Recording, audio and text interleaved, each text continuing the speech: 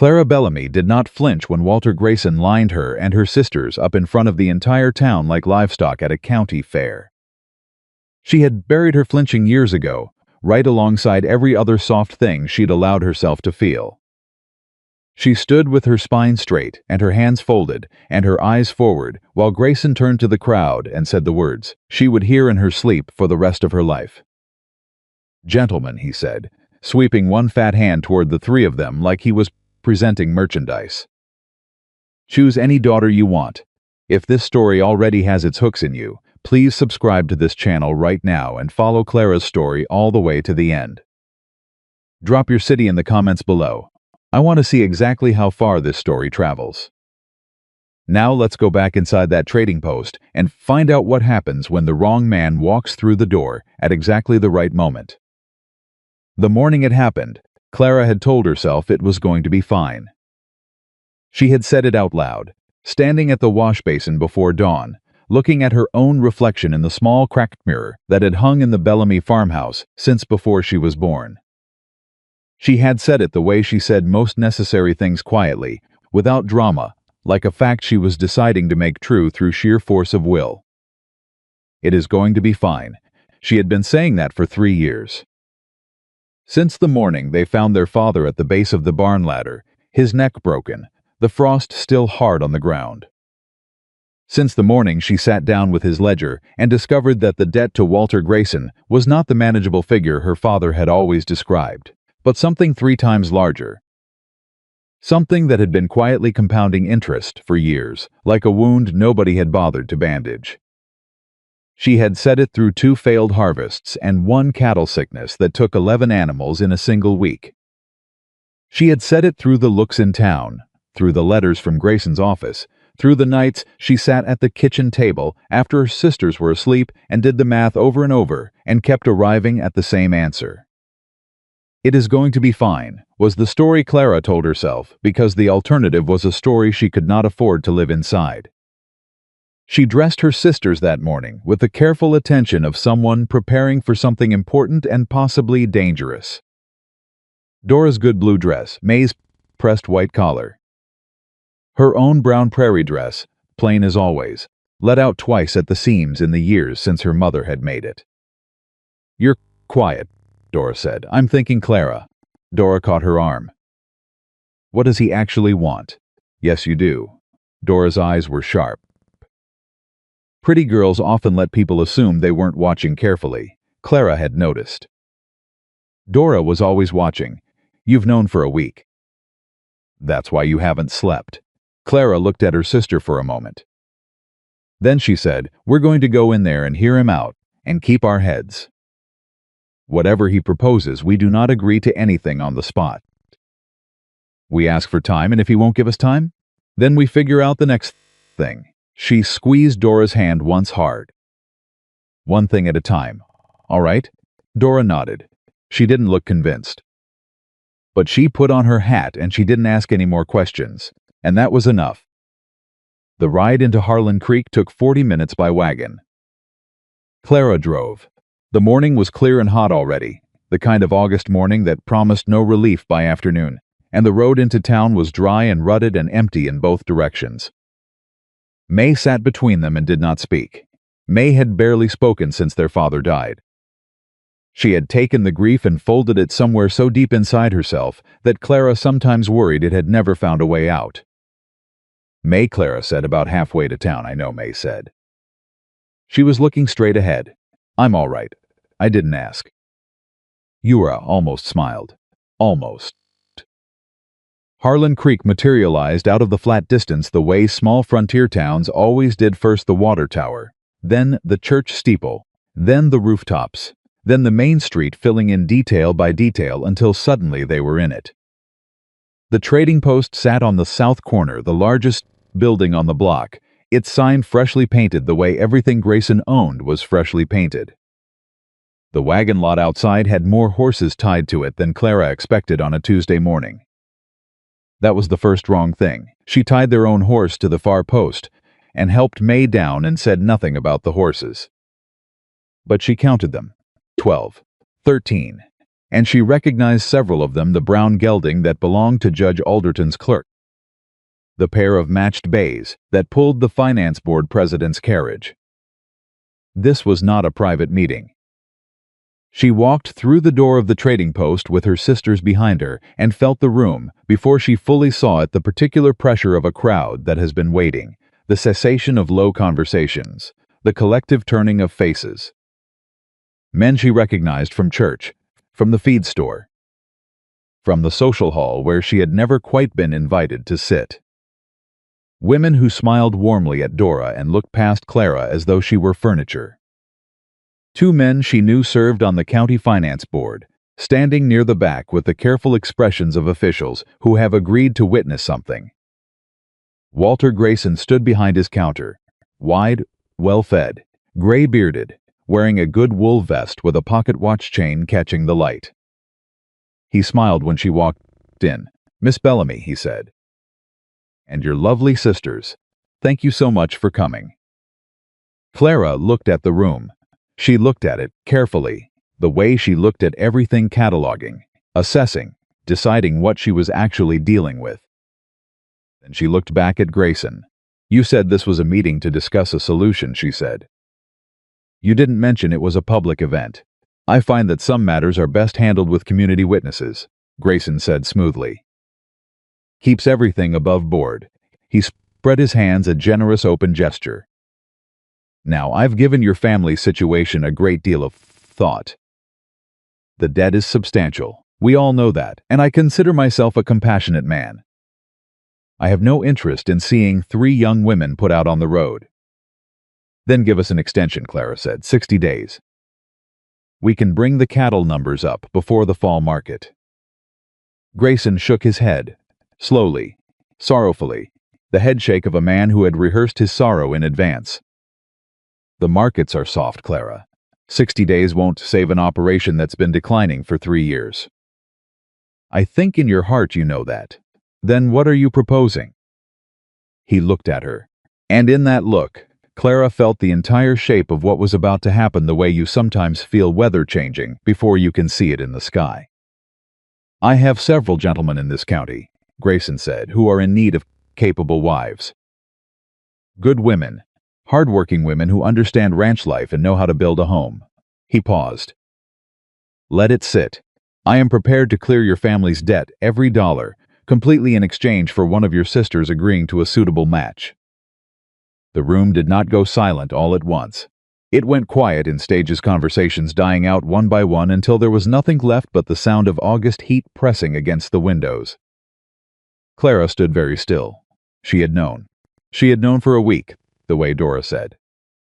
But knowing a thing in the dark at the kitchen table and hearing it said aloud in a room full of witnesses were 2 entirely different experiences. And for a single unguarded moment she felt the full weight of it land on her chest like something physical. Then she put it away, filed it somewhere, kept her face where it was. "You're proposing," she said, "to cancel a financial debt in exchange for a woman." "I'm proposing a practical arrangement. Which men?" Her voice was flat. "Controlled. Name them." Grayson named 3. She knew all of them. The room knew all of them. She watched the faces of the women in the crowd. When he said the second name, she saw 2 of them exchange a look, quick and private, the look that passes between women who know something and are not going to say it out loud in a room full of men. "No," Clara said. Grayson's smile stayed exactly where it was. "Miss Bellamy, no." She said it again, quieter. The quiet made it heavier. "We will find another way." "I'm afraid there is no other way." The smile finally shifted, not gone, but recalibrated. Thinner, more honest. "The note comes due at the end of this month. If it's not settled in full, I am legally entitled to take the property. The livestock, the equipment, the land." He tilted his head slightly. "I'm trying to help you, Clara. I hope you understand that." The silence in the room had changed texture. It was no longer the silence of people waiting to be entertained. It was the silence of people watching an animal that has run out of room to run. Dora's hand found Clara's arm. Clara hit the slight trembling and made herself stay still so her sister could borrow whatever stillness she had left. Then a voice came from the back of the room. Which families? It was not loud. It had the quality of a voice that had never needed to be loud to be heard, level and unhurried, and with an edge underneath it like a good blade kept inside a plain scabbard. Clara turned. She hadn't noticed him. He'd been positioned beside a tall shelf of dry goods, arms crossed, hat on, watching the whole proceeding, with an expression that gave away almost nothing because Clara, who had been reading rooms her whole life, caught something in it. Not outrage. Something colder and more considered than outrage. The look of a man who has watched something proceed to its inevitable conclusion and has decided he has seen enough. He was tall, lean in the way that came from years of physical work, not from any deliberate attention to it. Dark hair silvering at the temples, a plain work coat. No tie, hands that had clearly spent significant time on the wrong end of a fence post. He wasn't looking at Dora. He was looking at Clara. Nathaniel. Grayson's voice had shifted slightly, the warmth turned down a degree. This is a private matter. You have 15 people in your store, the man said. He pushed off the shelf and moved through the room with the unhurried ease of someone who has never felt compelled to rush toward anything. He stopped about 6 feet from the counter. I'll ask again, Walter. Which families are on your list? The arrangements I've made are between myself and the families involved. Are they? It wasn't a question. He looked at the room slowly, at the finance board members, at the witnesses, at the assembled machinery of what Grayson had constructed here. Because from where I was standing, it looked like you just told 3 women in front of a room full of people that you'll clear their debt if one of them marries off your list. He paused. I want to make sure I understood that correctly. Grayson's jaw shifted. You're characterizing it in the most uncharitable. I'm characterizing it in the most accurate possible way. He turned to Clara. He looked at her directly, not at May. At Clara, with the same full, undeflected attention he'd been giving Grayson, like she was the person in the room most worth looking at. Ma'am, he said, my name is Nathaniel Crow. I have a ranch about 4 miles east. I apologize for what you just walked into. That was wrong, and it shouldn't have happened. Clara looked at him. She was not a woman who was easily surprised she had trained that out of herself, the way you train a horse past a fear, through enough repeated exposure that the thing stopped having power. But she was surprised now, not by the apology, by the way he delivered it directly, without performance, without the particular self-congratulatory quality that characterized men who did good things in public and wanted credit for the doing. He looked like a man who was simply stating a fact. I appreciate that, she said carefully. He nodded once. Turned back to Grayson. The debt, he said. What's the total? Grayson blinked.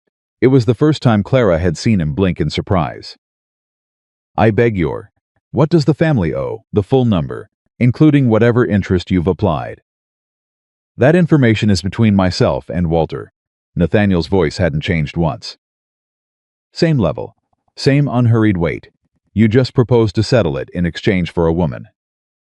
I think that makes it a number worth saying out loud. Grayson named the figure. His face had gone careful and very still. Nathaniel was quiet for a moment. Clara watched him do the arithmetic behind his eyes, the brief internal calculation of a man who actually had the resources and was deciding whether to use them. I'll cover it, he said. The room went absolutely still. Clara went still. May made a small sound beside her that she cut off immediately. Grayson started. Cover it. The whole amount. Nathaniel reached into his coat and produced a leather note case. You've got the finance board here. Draw up the transfer. We'll settle it today. Grayson stared at him. Something was happening behind his eyes, a rapid recalculation, a new set of moves being considered and discarded.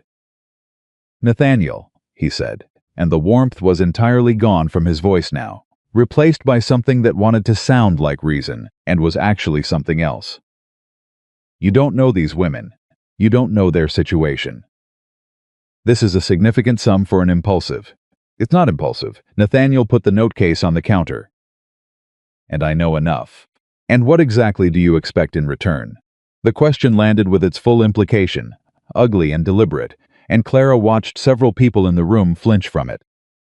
A man doesn't pay a debt that size without expecting something back. Nathaniel looked at him. The silence lasted exactly long enough to be uncomfortable. I run a working ranch, he said. I've been running it alone for 4 years. I need help, competent people willing to work for fair wages and honest terms. He looked at Clara. Housing, fair pay, the ability to manage the household and livestock operation alongside me. That's what I'm offering. That's what I expect back, he paused.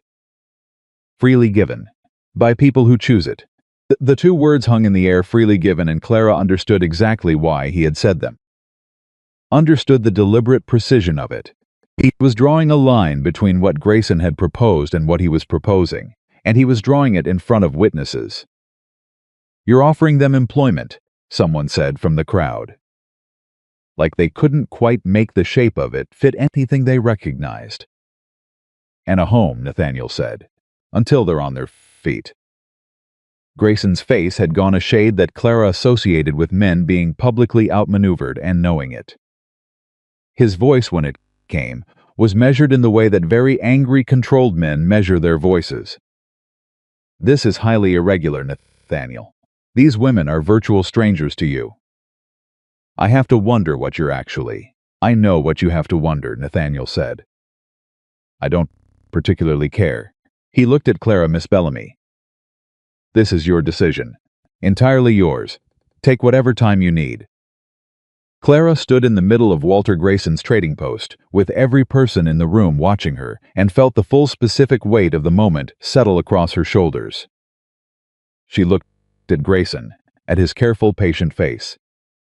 At the list of names he had in his vest pocket, she knew. Men she'd been warned about by other women in the small coded language women used to warn each other. She looked at the finance board members, who were studying the floor. She looked at Nathaniel Crow, who was looking back at her with the same direct, unperforming attention he had given her since he first turned around. What kind of work? She said. Something in his face shifted. Just slightly. Whatever the ranch needs. Livestock, cooking, records, repairs. Your call what you take on. My sisters come with me. All 3 of you. That was never a question. She looked at him for 3 more seconds. She was looking for the hidden cost, the thing underneath the offer, the real price, the place where the trap was set. She was very good at finding those things. She had spent her whole life finding them. She didn't find one. All right, she said. We accept. The sound that went through the room was not applause and not disapproval. It was the particular communal exhale of 30 people watching something happen that they hadn't predicted, recalibrating, beginning to have opinions about it. Grayson looked at Nathaniel with an expression that had finished pretending to be anything other than what it was. You're making a mistake, he said, quiet, direct. The statement of a man delivering a promise, not a warning. Wouldn't be my first, Nathaniel said. He picked up his note case and turned to Clara, and there was something in the turn that was almost not quite, but almost the ghost of a smile. Whenever you're ready, ma'am. No rush. It took an hour to execute the paperwork. Grayson handled it with the mechanical efficiency of a man who has lost a battle and is already planning the war. Clara signed where she was told to sign and read every line before she signed it, which made the finance board members shift their weight and Grayson's clerk clear his throat twice, and she did not apologize for any of it. When she walked out of that trading post, her debt was gone, and her sisters were behind her, and a man she had met 45 minutes ago was loading her family's single trunk into his wagon. She stood in the August sun and felt nothing she could name yet. Not relief, not gratitude, not hope. Something more cautious than any of those. Something that had survived enough disappointments to know better than to open all the way before it had more information. Nathaniel helped May up onto the wagon seat one hand offered, released immediately when she was steady, no commentary, No production made of it, and then he went around to the front and untied his horse and climbed up and gathered the reins. He didn't look at the people watching from the sidewalk. He didn't perform anything for the crowd.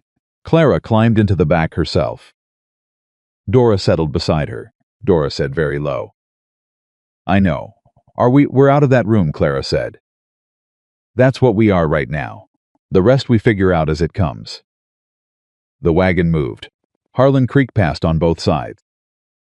Clara sat with her back straight and looked straight ahead and felt the eyes of the town on them like a physical thing, the accumulated weight of every judgment being rapidly formed and refined and whispered to the nearest person.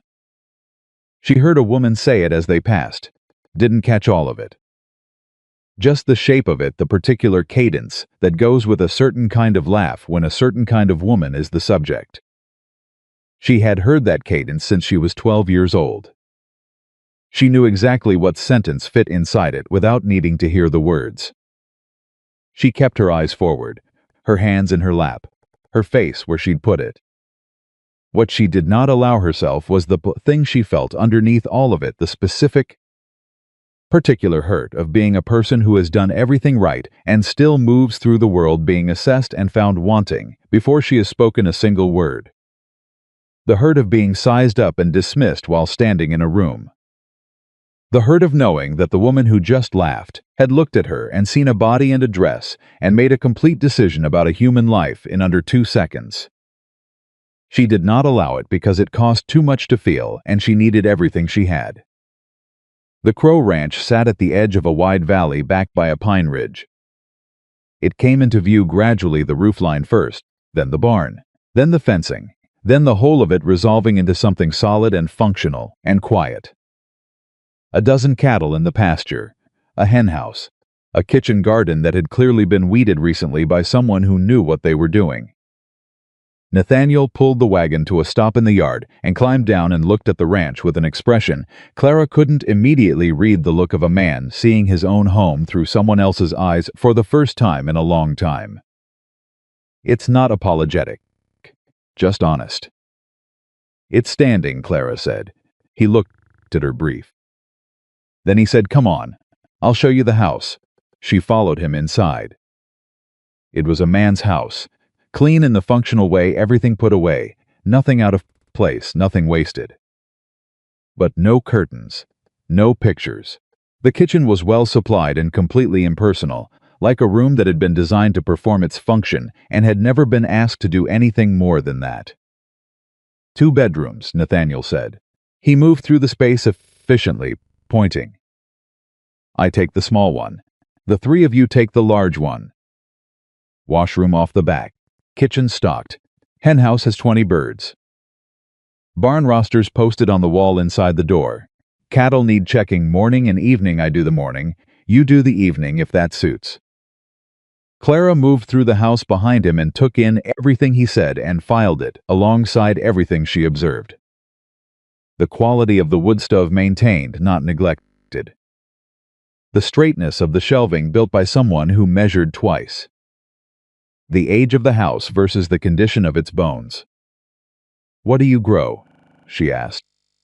"Cattle, mainly. Root vegetables. I've been meaning to expand the kitchen garden, but I haven't had." He stopped. "Time," Clara said. "Help," he said. He looked at the garden through the back window. 2 sets of hands. That's what most of this place needs. Clara looked at the garden. She looked at the size of it, the layout, the soil condition she could assess from here.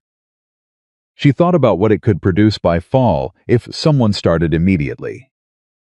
"I can do that," she said. He looked at her for a moment in the particular way she was starting to recognize, full attention, held briefly, then released. "All right," he said. "Just that. That first supper, she made what she could from what was there. Salt pork and beans and cornbread. Nothing she would have chosen to make for strangers. But she made it well, and she made enough, and she brought it to the table without ceremony." Nathaniel sat with them. She hadn't been certain he would. She'd half expected him to take a plate to the smaller bedroom, to establish the arrangement's separateness in a way that would have told her something important about what she'd agreed to. He sat at the table. He passed the cornbread to May before serving himself, which was not a thing she'd expected, and which she noted precisely. They ate in the quiet that descends when four people who don't yet know each other are trying to figure out the shape of what they're in. It was May who broke it. "How long have you been here?" she asked. It came out before she could stop it, the first complete sentence Clara had heard her say in weeks. Nathaniel looked up. He didn't seem startled by the question. He said, "Alone the whole time?" Clara said. "It's all right." He set down his fork. His voice was the same level, unhurried, but Clara heard some sick silence around the next words before he said them. "The last 4 years alone. My wife passed before that. Fever, in the winter." A pause, it went fast. May looked at him with her wide dark eyes that absorbed everything. "I'm sorry," she said. "Thank you." Doris, is that why you came today? "Because you know what it's like to have something taken." The table went very still. Clara looked at her sister. Dora was watching Nathaniel with the direct, uncalculating gaze of someone who has decided that the situation is too important for social caution. Nathaniel was quiet for a moment. He looked at his plate. Then he looked up and said, "I came because what was happening in that room was wrong." "And sometimes that's enough of a reason. Most men don't think that's enough," Dora said. "I know," he said. He picked up his fork. "That doesn't make it insufficient." The supper ended without ceremony. Clara cleaned up. Nathaniel went out to check the barn. May helped dry the dishes and Dora put things away, and the ordinary mechanics of a shared household settled into the kitchen the way they do quietly, without announcement, through the simplification of necessary tasks. Later, after her sisters were in bed, Clara sat at the kitchen table, with the account ledger Nathaniel had left on the shelf with the quiet implication that she might want to look at it. She looked at it. All of it, the cattle records, the supply accounts, the maintenance log, the crop notes. She looked at them the way she looked at everything, carefully and completely, and she began to see the shape of what this ranch was and what it could be, and where the 4 years of a man working alone had started to show in the gaps. She also looked for the thing that was wrong. She was always looking for the thing that was wrong. The hidden clause, the real price, the place where the kindness revealed its cost. She didn't find it. That was what kept her at the table longest, not the numbers, which were manageable, but the absence of what she'd been bracing for. The arrangement was what he'd said it was. The house was what he'd shown her. The supper had been what it appeared to be 4 people eating together, because they were sharing a table. There was no trap she could find, which meant either she was missing it, or there wasn't one. She did not know yet which it was. She would have to keep watching. She put the ledger down and looked at the kitchen, the plain, curtainless, impersonal room that had been running on pure function for 4 years and had clearly, at some earlier point in its history, been something more than that. There were small architectural details that someone had thought to include when the house was built: the curve of the window frame, the notching in the shelving, the way the back door was positioned to catch the afternoon light. Whoever had designed this house had expected it to be a home. Something had happened, and then it had become just a house. Clara sat in the silence of it and thought about the woman who had died in the winter 4 years ago, and the man who had kept maintaining the barn and the cattle and the supply accounts ever since. In a house he had let go impersonal because impersonal was survivable. She thought about what it would take to be that woman. To have built something with someone, and then have it become just the work, just the going through of motions, just the survival. She understood survival. She had been doing it for 3 years. She had not yet decided what she thought about this man. She had not yet decided what she thought about any of this. But she sat in his kitchen in the dark and she understood something about him that she couldn't have put into a sentence yet, and she filed it away alongside everything else. Outside, the August night pressed down warm and full of stars, and somewhere in the barn she could hear the quiet settling sounds of cattle at rest. And in his big white house on the north end of Harlan Creek, Walter Grayson sat at his desk and read back over the transfer papers that had been filed that afternoon, and his expression did not change, and his pen did not stop moving. He had already written 3 letters by midnight. He had already sent 2 of them. The letters went out before the ink was dry on the transfer papers. Clara didn't know that yet. She was 3 days into the Crow Ranch, learning the weight of a new morning routine, the henhouse first, then the kitchen fire, then the cattle check at dusk, and she was too busy surviving the present to worry about what was being constructed against her in town. That would come later. Everything Grayson did came later, and quietly, and by the time you felt it, you were already inside it. The first sign was small enough that she almost missed it.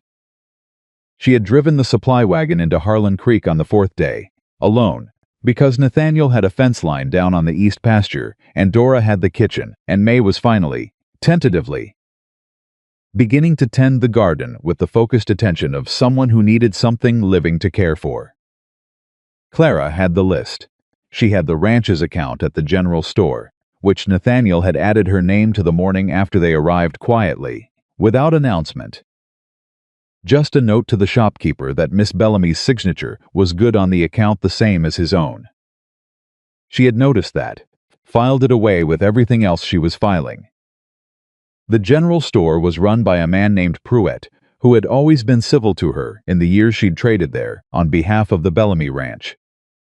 Civil in the way that didn't cost anything, the nod, the correct change, the items retrieved from the back shelf without being asked twice.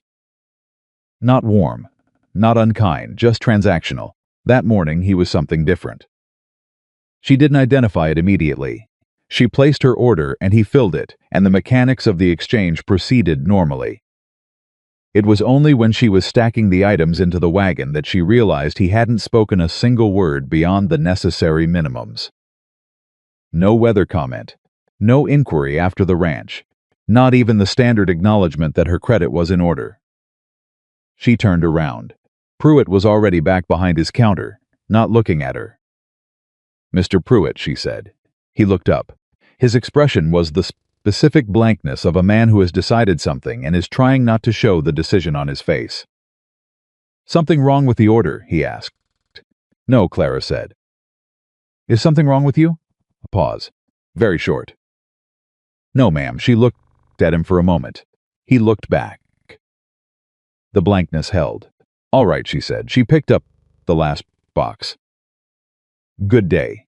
She drove back to the ranch and said nothing about it. But she thought about it for the rest of that day, the precise texture of Pruitt's blankness, the careful distance of it, the sense that he was maintaining an established position rather than reacting to something she'd done. That was not the blankness of a man who had nothing to say. That was the blankness of a man who had been told to say nothing. Nathaniel came in from the fence line at dusk with dried mud on his boots and a cut along his left forearm that he was ignoring in the particular way men ignore things they consider beneath acknowledgement. "You need that looked at," Clara said. He glanced at the arm. "It's fine, it's not fine. Sit down." He looked at her. She looked back. Something passed between them, a brief negotiation, and then he sat down at the kitchen table, and she cleaned and bandaged the cut with the same practical efficiency she brought to everything, and he let her, which she was learning, was its own kind of statement from this man. "Something happened in town," he said. It wasn't a question. She stopped. "Why do you say that?" "Because you've been thinking hard about something, since you got back, and you haven't said what it is." She finished tying off the bandage and sat back. "Pruitt," she said. He was different. Nathaniel was quiet for a moment. His face did not change, but his jaw moved in a way that told her he was not surprised. "You knew," she said. "I suspected." He looked at his hands on the table. "Grayson has relationships with most of the businesses in this county. He's been building them for 20 years, and now he's using them. Probably, against you or against me." Nathaniel looked up at her. "Both," he said. "But the louder noise will be about you." Clara absorbed this. She absorbed it the way she absorbed most difficult things fully, without flinching away, without pretending it wasn't the shape it was. What will he say? That you manipulated me. That you took advantage of a grieving widower. He said it plainly, without softening it, which she appreciated more than she could have explained. That you and your sisters came here under false pretenses, and that the whole arrangement is inappropriate and probably immoral. And people will believe that. Some of them already do, he said. Because it's easier to believe than the truth. What is the truth? He looked at her for a long moment. That I walked into that trading post and saw something worth protecting, he said. And I made a decision. The kitchen was very quiet. Clara picked up the bandage scraps and took them to the waste bin. She kept her back to him for a moment, not from feeling, but because she needed a second to put the feeling to somewhere tangible before she turned around. I'm not going to let him run me out, she said. Her voice was steady. I want you to know that. I know it, Nathaniel said. I knew it in that trading post. She turned around. How? Because when he named the amount, he said, you didn't look at the door. Most people look at the door when a number that size gets said out loud. You looked straight at him. He paused. I thought there's somebody who knows how to stand in a hard place. She didn't know what to do with that, so she put it away and picked up the supper preparations, and they didn't speak about it again that night. But she carried it with her, and she noticed when she went to bed that she was sleeping slightly better than she had in 3 years. The second sign came 6 days later and was considerably less subtle. 2 ranch hands arrived on a Thursday morning, men Nathaniel had employed for years, he told her. Reliable hands who came twice a week to help with the heavier work. Their names were Boone and Calhoun, and they were the kind of men who did not have much to say before noon. Boone was polite. Calhoun was not impolite, which was different. He did his work and spoke when spoken to, and looked at Clara with the careful neutrality of a man who has received information about her from somewhere else and is deciding how much weight to give it. By mid-morning, she had identified the quality of his neutrality, and she understood what it meant. She went to find Nathaniel at the north fence. Calhoun, she said, without preamble. Nathaniel looked up from the post he was setting. What about him? Someone's been talking to him. Nathaniel drove the post into the ground with one firm push. Looked at it. What makes you say that? Because he keeps looking at me the way people look at something they've been told is dangerous, she said. He's deciding whether the information he received matches what he's actually seeing. And does it? No, she said, but that won't matter if the information keeps coming. Nathaniel was quiet for a moment. He pulled on the post to test it, let go, brushed his hands off. I'll talk to him. He looked at her. If you talk to him, it confirms that there's something to talk about, she said. Let me handle it, her face. How? By being exactly what I am, she said. Consistently, until he can't reconcile what he was told with what he's actually seeing. Nathaniel looked at her for a long moment with that particular full attention expression she was learning, to read the one that wasn't quite admiration and wasn't quite surprise, but occupied some territory between the two. All right, he said. She went back to the house and made lunch for 4 and brought it out to where all of them were working, and she included Calhoun without comment and without performance. And she talked to him about the fence line and the cattle weight and the east pasture rotation the same way she talked to Boone. And she did not acknowledge the invisible verdict he had arrived with, and she did not try to argue against it. By the end of the day, Calhoun had begun answering her questions in full sentences. She counted that as a beginning. What she didn't count on was Dora. She should have. She knew her sister. But she had been so focused on managing the external pressure, Grayson's invisible campaign, the shifting quality of the town's attention, the slow work of establishing herself in the ranch's daily operation, that she hadn't left enough attention for what was happening inside the house. She found out at the end of the second week, when she came in from the evening cattle check and found Dora sitting at the kitchen table with the expression of someone who has been holding a thing for too long and has decided it has to come out now, regardless of the timing. Clara, Dora said, nothing happened. I need to tell you something. Dora's hands were folded on the table. She had their mother's hands, narrow, precise. There was a man in town today. When May and I went for the thread, Clara set down her hat. What man? He didn't give a name. He came up to us near the dry goods store, and he was very polite about it, which was the worst part. He said he was concerned about our welfare. She paused. He said that people in town were worried that Mr. Crow had taken advantage of our situation, that the arrangement wasn't what it appeared, that there were, he used the word, improprieties. Clara was very still. He told May. Dora said quietly that if we felt unsafe, there were people who would help us. That Mr. Grayson himself was prepared to intervene on our behalf. Grayson, Clara said. Yes, he sent a man to approach May. Dora's eyes were steady on hers. The silence lasted exactly 3 seconds. Then Clara picked up her hat, put it back on, and said, "Where is she?" "In the garden. She's been there since we got back." Clara went through the back of the house and out the kitchen door, and she found May exactly where Dora said she would be, kneeling in the garden dirt in the long evening light, pulling weeds with the methodical intensity of someone who is doing something physical because the thing in their head needs to be somewhere other than their head. Clara kneeled down beside her. May didn't look up. "I didn't believe him," she said. "I know, he was trying to sound kind. That's what made it." She pulled a weed, let it go. "That's what made it bad. He was very careful about seeming kind. Grayson always is." May sat back on her heels and finally looked at her. In the fading light, she looked very young.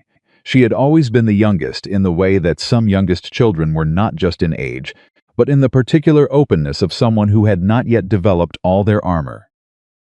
"Clara, are we safe here?" Clara looked at her sister.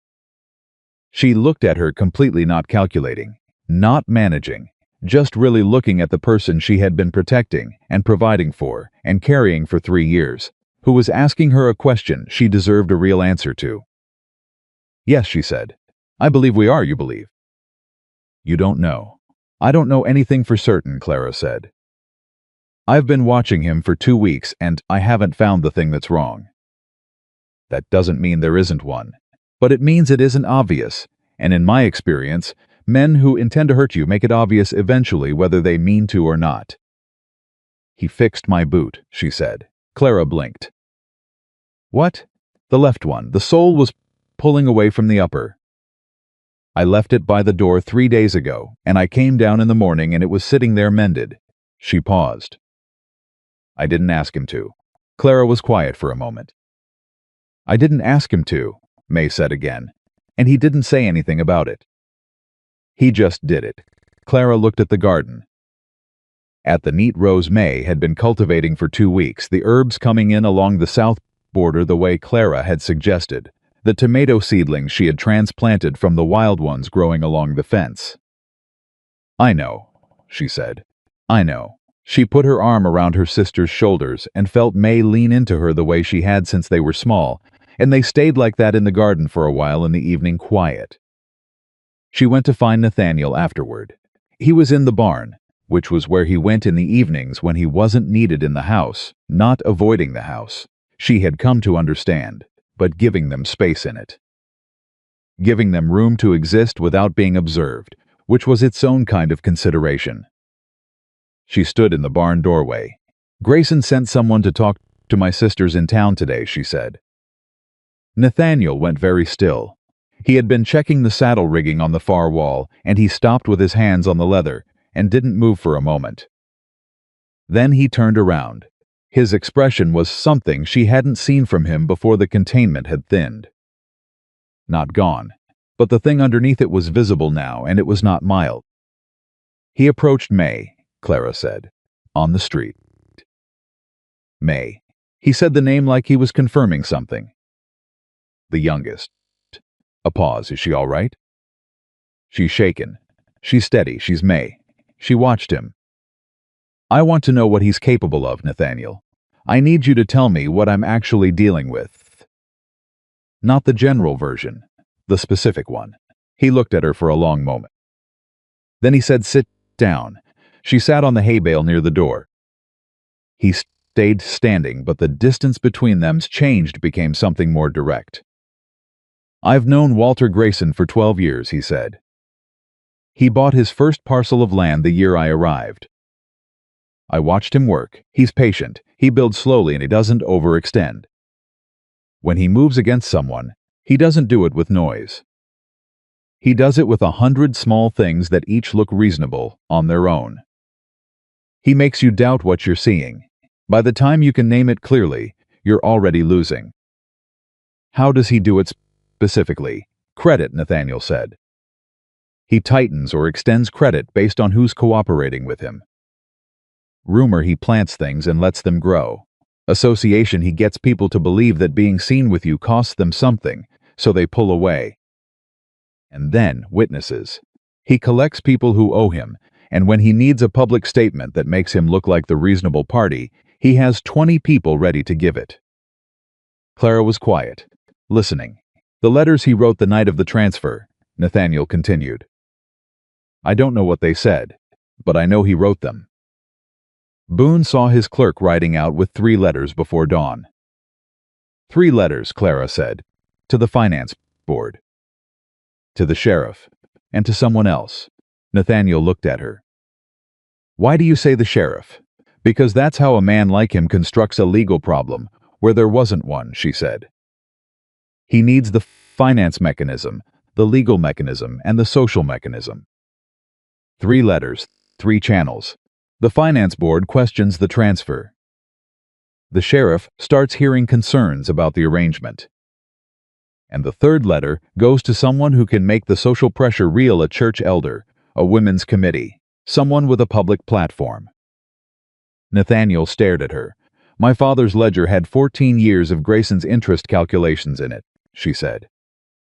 "I've had 3 years to study how he operates. I just didn't know the specific form it would take here." "You already knew what he was before we sat down in that trading post," Nathaniel said. "I knew what kind of man he was," she said. "I didn't know what moves he'd make. Now I'm starting to." He was quiet for a moment. "What do you want to do?" "I want to stay ahead of him," she said, "and I need to know if you're prepared for what that means. Because if he's executing all 3 channels at once, the pressure on you is going to become significant. People you've done business with for years. You're standing in this community." "I know," he said. And I don't make decisions based on what's comfortable," he said.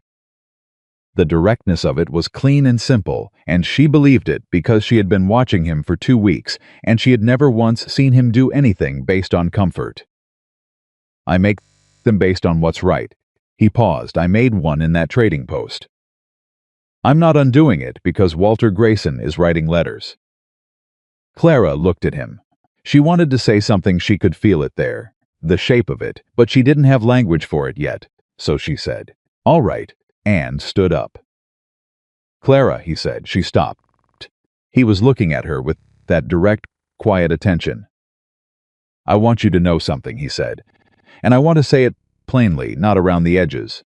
A pause. "When I walked into that trading post, I saw a woman standing in an impossible situation who had not broken. I thought whoever that woman is, she deserves better than what's happening to her in this room. That's why I said what I said." He paused again. "It's not why I'm saying it now." "Not anymore." The barn was very quiet. "What changed?" she said. "I've been watching you for 2 weeks," he said. "The same way you've been watching me."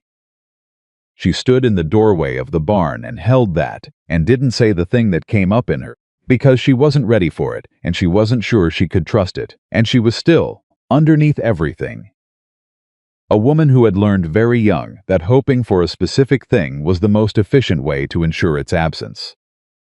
"Good night, Nathaniel," she said. "Good night, Clara," he said. She walked back to the house in the dark, and she sat at the kitchen table with the account ledger, and she worked on the figures for the east pasture rotation until her eyes ached, and she did not think about the barn, or about what he had said in it, or about the way her name sounded in his voice. She thought about Grayson, and she started planning.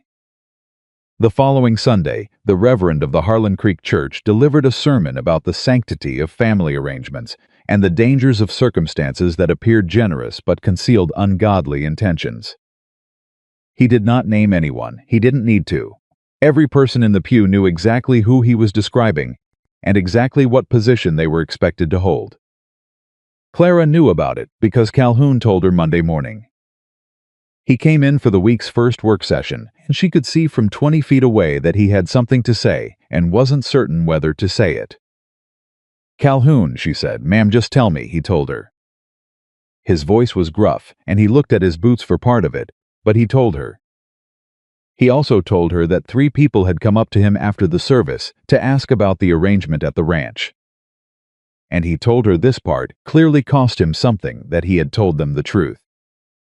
Which was, Clara said, "That you run that place honest," Calhoun said. "That I've never seen anything irregular, that Miss Dora and Miss May are there of their own free will and doing fine." He paused.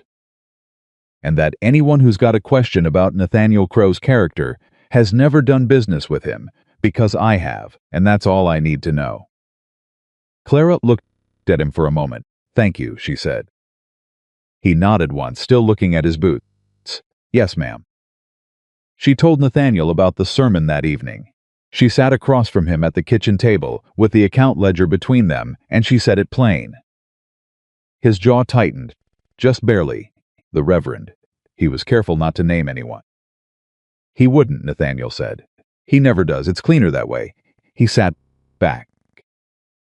"This is moving faster than I expected." "Grayson is impatient," Clara said. "Which means he feels he's losing something. That's useful." "How is it useful? Because impatient men make mistakes," she said. "He was careful for 20 years, and then he miscalculated with us. He underestimated what you'd do in that trading post. He's been trying to correct for that ever since, and he's doing it too fast." She looked at the ledger. "I've been going through the supply accounts. The dates on some of these interest entries from when my father was alive, they don't match the terms of the original note." Nathaniel went still. "Grayson modified the debt after it was issued," she said. "The interest rate changed twice in the first year." "That's not in the original note. It's in the ledger entries. But he used 2 different notations that most people wouldn't connect as significant." She slid the page toward him. He leaned forward and looked at it. She watched his face as he read it, the particular focused stillness of a man who is seeing something clearly for the first time. "This is fraud," he said. "I think it's fraud," Clara said. "I think a lawyer would find it's fraud. How long have you known?" "I suspected it 2 days after I arrived, and I've been building the case since." He looked up at her. "Why didn't you say something sooner?" "Because suspicion isn't evidence," she said. "And because I needed to be certain before I said it to anyone, including you." She paused. "I'm certain now." He looked at her across the table in the lamplight, and the expression on his face had moved past the territory she'd seen before, past the directness, past the quiet consideration into something rawer and more honest that he didn't appear to be entirely in control of. "Don't," she said, not unkindly. "Not yet. Let's deal with Grayson first." His jaw moved. He nodded. "Once," he said. "All right. What do you need?" "A lawyer," she said. "And I need him before Grayson knows we're looking." Nathaniel was already standing. "I know a man in Billings," he said. "He's good and he doesn't owe Grayson anything. I can ride out tomorrow." "Good." She began marking the relevant ledger pages. "I'll have everything organized before you leave." He moved to put on his coat and stopped. He stood with his back to her for a moment, and she watched the line of his shoulders, the contained, working man's posture, and she saw in it something she recognized. The particular stillness of someone holding something in that they are not yet ready to say. She recognized it because she was doing the same thing. He put on his coat. "I'll be back by Thursday," he said. "I'll be here." He went out. The door closed. The kitchen settled back into its lamplit quiet, and Clara turned to the ledger pages and began to work. And outside, down the valley road toward Harlan Creek, Walter Grayson's 3rd letter arrived at its destination. and the man who received it read it twice, picked up his hat, and rode out before sunrise. The man who received Grayson's third letter was named Sheriff Dale Pruitt, no relation to the shopkeeper, though they shared the same careful blankness when it suited them. He rode into the Crow Ranch on a Wednesday morning, 2 days before Nathaniel was due back from Billings, and Clara heard the horse in the yard before she saw him. She was at the kitchen table with the ledger pages spread in front of her, 3 weeks of careful documentation, every falsified interest entry flagged, every date discrepancy noted in her own clean hand alongside the original notation. She heard the horse, and she looked at the papers, and she made a decision in about 4 seconds. She stacked everything, put it in the flour tin on the second shelf, and put the lid on. Then she went to the door. Sheriff Pruitt was a lean man in his 50s with a weathered face, and the particular quality of stillness that some lawmen cultivated, not calm exactly, but the practiced appearance of calm. He had his hat in his hands when she opened the door. That was deliberate, she thought, the hat in the hands. The posture of a man making a social call. "Miss Bellamy," he said. "I apologize for coming unannounced, Sheriff," she said. "Mr. Crow is away until Thursday. Is there something I can help you with?" "Actually," he said, "it's you I came to speak with." He glanced past her into the house. "May I come in?" She stepped back and let him in. She did not offer coffee. She sat at the kitchen table and folded her hands on top of it and waited, because she had learned from 27 years of watching people that the person who fills silence first is usually the person who is more uncomfortable with it. Pruitt sat across from her. He put his hat on the table. He looked at the kitchen, the plain, functional room, the empty shelves where she'd been working, and then he looked at her. "There have been some concerns raised," he said, "by members of this community." "About the nature of this arrangement." "Which members?" she said. "I'm not at liberty to Walter Grayson," she said. "Specifically." Pruitt's expression didn't change, but something behind it shifted. "Mr. Grayson has expressed concern, yes, as have others." "What is the concern precisely?" "That Mr. Crow may have entered into this arrangement under circumstances that were not entirely voluntary." He paused. "That he was manipulated. That 3 women in a desperate situation may have used that desperation to take advantage of a grieving man's generosity." Clara looked at him. "Let me make sure I understand you," she said. "You are suggesting that Nathaniel Crow, a man who has managed a ranch alone for 4 years, who runs his own financial accounts, who entered a trading post of his own volition and made a decision of his own free will in front of 30 witnesses, that man was manipulated by Miss Bellamy, by a woman he had never met before that morning. The concern is about the circumstances." "The circumstances," Clara said, "were that Walter Grayson lined me and my sisters up in front of a room full of people and told them to take their pick. Nathaniel Crow objected to that. He offered an alternative. I accepted it." She kept her voice level and clean. "I am not certain which part of that sequence you believe I manipulated, but I am happy to clarify any specific point." Pruitt was quiet for a moment. He was looking at her with an expression that had become more attentive and less performatively concerned. She was saying things that were true and said in a way that was clearly said by someone who knew they were true, and that was harder to manage than denial. "Miss Bellamy," he said, and his tone had shifted slightly, "I want to be straightforward with you. I have no cause to remove you from this property. I have no legal basis for any action at this time. What I have is a request from a significant financial figure in this county to come out and assess the situation." "And have you assessed it?" He looked around the kitchen. At the clean order of it, at the ledger she had moved to the side, not hidden, just set aside. At her, sitting across from him with her hands folded and her back straight and not a single crack in her composure. "I'm assessing it now," he said. "Good," she said. "Then let me help you. This ranch is producing better numbers than it has in 3 years according to its own records. My sisters are here of their own choosing. Nathaniel Crow is a man of sound mind and sound judgment who made a decision I have spent every day since trying to prove was not a mistake." She paused. "Is there anything else you need to assess?" Pruitt looked at her for a long moment. Then he picked up his hat. "No, ma'am," he said. "I don't believe there is." He left without coffee and without ceremony, and Clara stayed at the kitchen table until she heard his horse leave the yard. Then she put her head in her hands for exactly 30 seconds, the only 30 seconds she would allow herself, and then she stood up, got the ledger pages from the flour tin, and went back to work.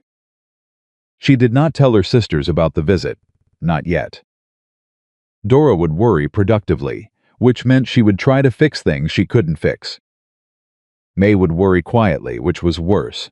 She sent Calhoun to Billings with a note for Nathaniel that evening. Short, plain, the way she knew he would want it.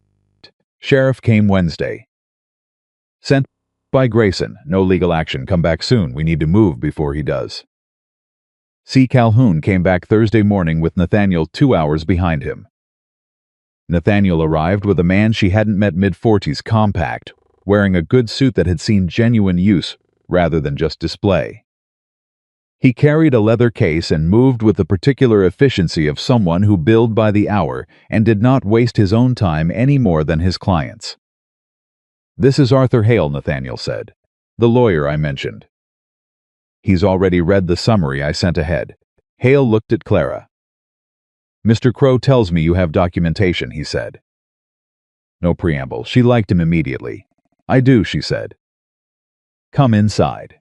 She spread the ledger pages on the table and walked Hale through everything she had found, in order, with the cross-references she had built between the original note and Grayson's modified entries.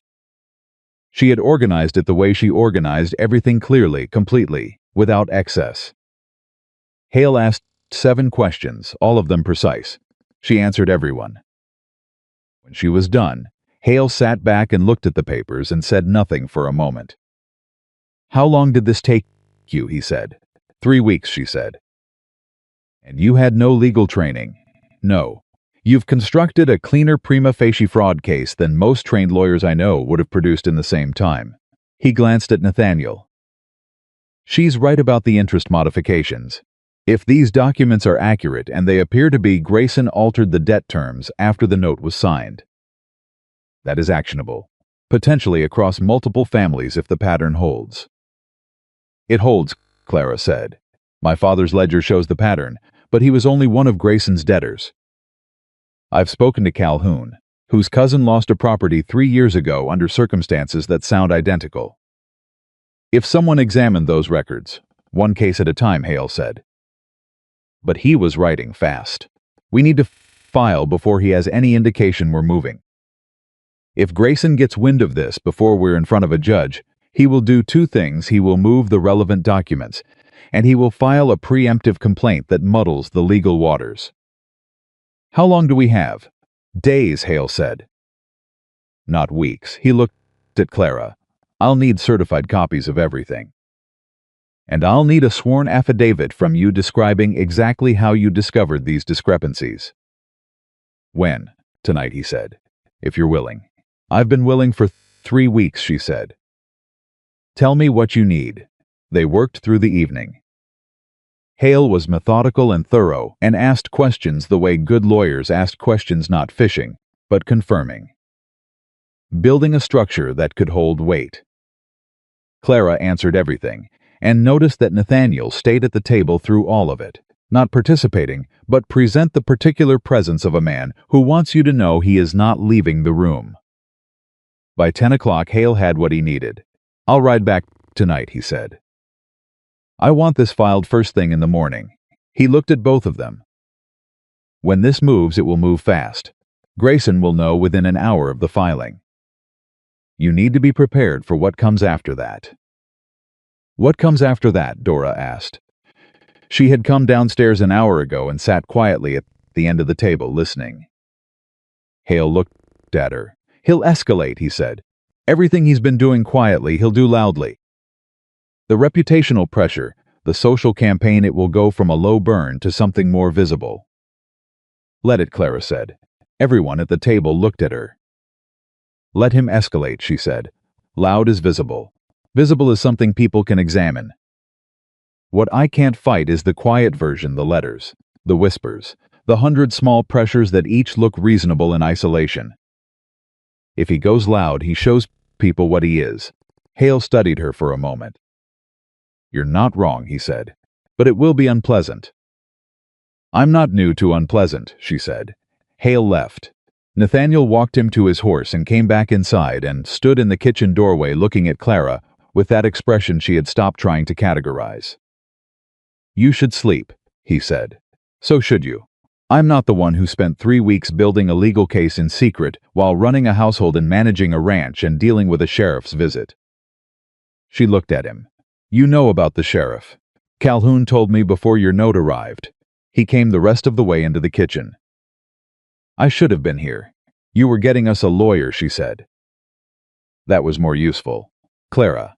He said her name the way he'd said it in the barn with a weight in it that she felt but wouldn't let herself look at directly yet. You didn't have to do this alone. I know, she said. But I'm very good at alone. She said it without self-pity, as a plain statement of fact. He sat down across from her. I know you are, he said. That's not the same as it being what you deserve. The kitchen was very quiet. Nathaniel, she said carefully. I know, he said. Not yet, no. He stood back up. But I'm saying it anyway, so you have it. He went to bed. Clara sat at the table alone and held what he'd said and turned it over and felt the edges of it and could not find the place where it was something other than what it sounded like. She went to bed an hour later and slept better than she had in years, which frightened her slightly, because she was not accustomed to sleeping well, and she did not entirely trust it. The filing hit Harlan Creek like a stone, dropped into still water, the impact small at first, and then the rings moving outward. It was Friday morning when Hale filed. By Friday afternoon, Grayson knew. By Friday evening, half the town knew. By Saturday morning, the version of events that Clara had predicted arrived in full loud public, and constructed with Grayson's particular skill for making offense look like defense. He called a community meeting. That was the move she hadn't predicted, not the move itself, but the speed of it. He sent word to every prominent family in the county, to the Reverend, to the finance board, to 3 neighboring ranchers who held significant community standing. The meeting was set for Monday at the social hall. The stated purpose was to discuss concerns about financial impropriety in the county. The unstated purpose, which everyone understood, was to try the case of Clara Bellamy in public before it reached any judge. Calhoun brought her the news Saturday morning. He stood in the yard with his hat in his hands, the same posture as the sheriff, she noted, but entirely different in quality, and he told her everything he'd heard in town the previous evening. When he was done, she said, "Will you be at the meeting?" "Yes, ma'am." "Will Boone?" "Yes, ma'am. Tell me who else will be there that isn't Grayson's." He thought about it, named 6 families. She knew 2 of them had interacted with them in town, had read their faces during the supply runs, had assessed the quality of their attention to the situation. "Good," she said. "Thank you, Calhoun." He nodded. Turn to go. "Miss Bellamy." "Yes." He looked at her with the expression of a man who had started the month deciding one thing about her and had ended up somewhere entirely different. "I told 6 people at the church last Sunday what I know about this ranch," he said. "What I actually know. From being here," she looked at him. "I wanted you to know that," he said, "in case it helps." She nodded once. "It helps," she said. "Thank you." He left. She went inside and found Nathaniel at the table with the meeting notice in his hand. Someone had delivered a copy to the ranch gate that morning. "He's moving faster than I thought," Nathaniel said. "He's scared," Clara said. "The filing rattled him." She sat down. "He wants to establish the community narrative before the legal one has a chance to form. If he can make enough people believe his version publicly, a local judge may hesitate to rule against it." "So we go to the meeting," Nathaniel said. "We go to the meeting," she said. "And do what?" She looked at him. "Tell the truth," she said. Plainly, in front of everyone, with the documentation to support it, she paused. "I've spent my whole life being decided about before I opened my mouth. I am going to open my mouth on Monday." Something moved across Nathaniel's face. She saw it, quick then controlled, but not before she caught it. "All right," he said. His voice was steady. "Then we go." Dora appeared in the doorway. She had been listening. Clara had known she was there for 2 minutes. "I'm going too," she said. Dora's voice was calm and absolutely certain. He approached May on the street. "He sent a sheriff to this house. He has been running a campaign against my sister for 3 weeks, and I am not sitting at home while she walks into a room full of his people alone." She looked at Nathaniel. "Tell her." Nathaniel looked at Clara. "She's right." "I know she's right," Clara said. "I just wanted to spare you the room." "I don't need sparing," Dora said. "I need to be useful." Clara looked at her sister, the pretty face and the sharp eyes and the fierce loyalty that had always been underneath the prettiness where most people never bothered to look, and she felt something hot and grateful move through her chest. "All right," she said, "we all go." May said from the back of the room where she had been so quiet they had both forgotten she was there, obviously. The Monday meeting was set for 7 in the evening, and by 6:30 the social hall was more full than Clara had ever seen it. She stood outside with Nathaniel and her sisters, and looked at the light coming through the windows and the shapes of people moving behind them, and she felt not fear, exactly. Something more alert than fear, the focused, forward-leaning feeling she had when she sat down with a difficult ledger and knew she was going to find what she was looking for. "Ready?" Nathaniel said beside her. "Yes," she said. "Clara." He stopped her with a hand on her arm the first time he had touched her deliberately, not in passing. She felt the weight of it, whatever happens in there. "You are not alone in that room." She looked at his hand on her arm. She looked at his face. "I know," she said, and she meant it, which was new. They went in. The room went quiet the moment they walked through the door, not the organic quiet of people noticing something, but the deliberate quiet of a room that had been waiting, and now had what it was waiting for. Grayson was already at the front, standing near the speaking platform with 3 men Clara recognized as his closest financial associates. The Reverend sat in the front row. Sheriff Pruitt stood along the side wall. The Finance Board president sat in the second row, with the careful expression of a man who had not yet decided which way to face. Grayson looked at them as they came in. He looked at Clara specifically, and the look was pleasant and completely cold. The look of a man who has arranged the board the way he wants it, and is waiting for the pieces to move. "Miss Bellamy," he said, "I'm glad you came. This concerns you, after all." "It does," she said. She moved to a seat in the third row. Her sister sat on either side of her. Nathaniel sat beside Dora. Grayson opened the meeting with the practiced ease of a man who had run public gatherings for 20 years. He spoke about community, about the sacred trust of financial relationships, about his years of service to the county's families. He was very good at it. He was smooth and warm and reasonable, and by the time he reached the substance of his complaint, he had built a frame around it that made everything sound like concern. He described the transfer. He described Nathaniel's intervention as impulsive and potentially coerced. He described Clara's arrival at the ranch that were explicit, but carried the implication of a woman who knew how to make herself useful to a lonely widower in ways that went beyond the professional. Clara sat through all of it without moving. She held her hands in her lap, and she listened to every word, and she filed every sentence, and she did not allow her face to show what she was doing, which was dismantling everything he said and building the response in real time. When Grayson finished and the room shifted with the weight of everything he had implied, the Finance Board president spoke first. He asked Nathaniel directly, was the arrangement what Grayson had described? Nathaniel stood. He was not a man who performed composure. He simply had it. "No," he said, "it is not." And then he described exactly what had happened in that train post, and he described it with the precision of a man who remembers things completely, because he was fully present when they happened. And the room listened because Nathaniel Crow had 12 years of earned credibility in this county, and it did not evaporate because Walter Grayson had written letters. Then the Reverend spoke. He spoke carefully, in the language of community welfare. And what he said amounted to a question about propriety, about whether it was suitable for three women to be living under a single man's roof in a working arrangement, rather than a proper married one. Clara stood up. She didn't wait to be recognized. She didn't ask permission. She stood, and she said, "May I speak?" in a voice that assumed the answer was yes, and the room, surprised enough by her standing that it didn't know how to refuse her, went quiet. She looked at the Reverend. "You're asking about propriety," she said. "I want to talk about something else first. I want to talk about the debt."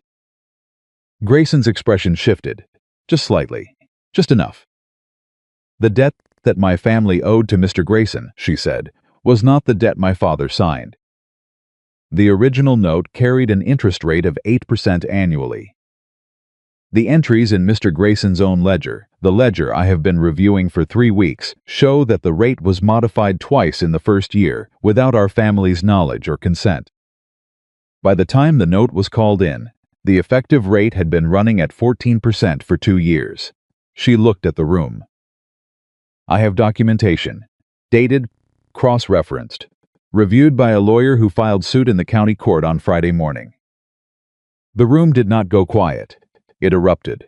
Not loudly, more like a field of dry grass when a spark hits it, the sound of something catching in multiple places at once, the rustle and murmur of people turning to each other and doing rapid arithmetic. Grayson said, "Miss Bellamy, these are very serious allegations." "They are," she said. "I made them seriously." She looked at him directly.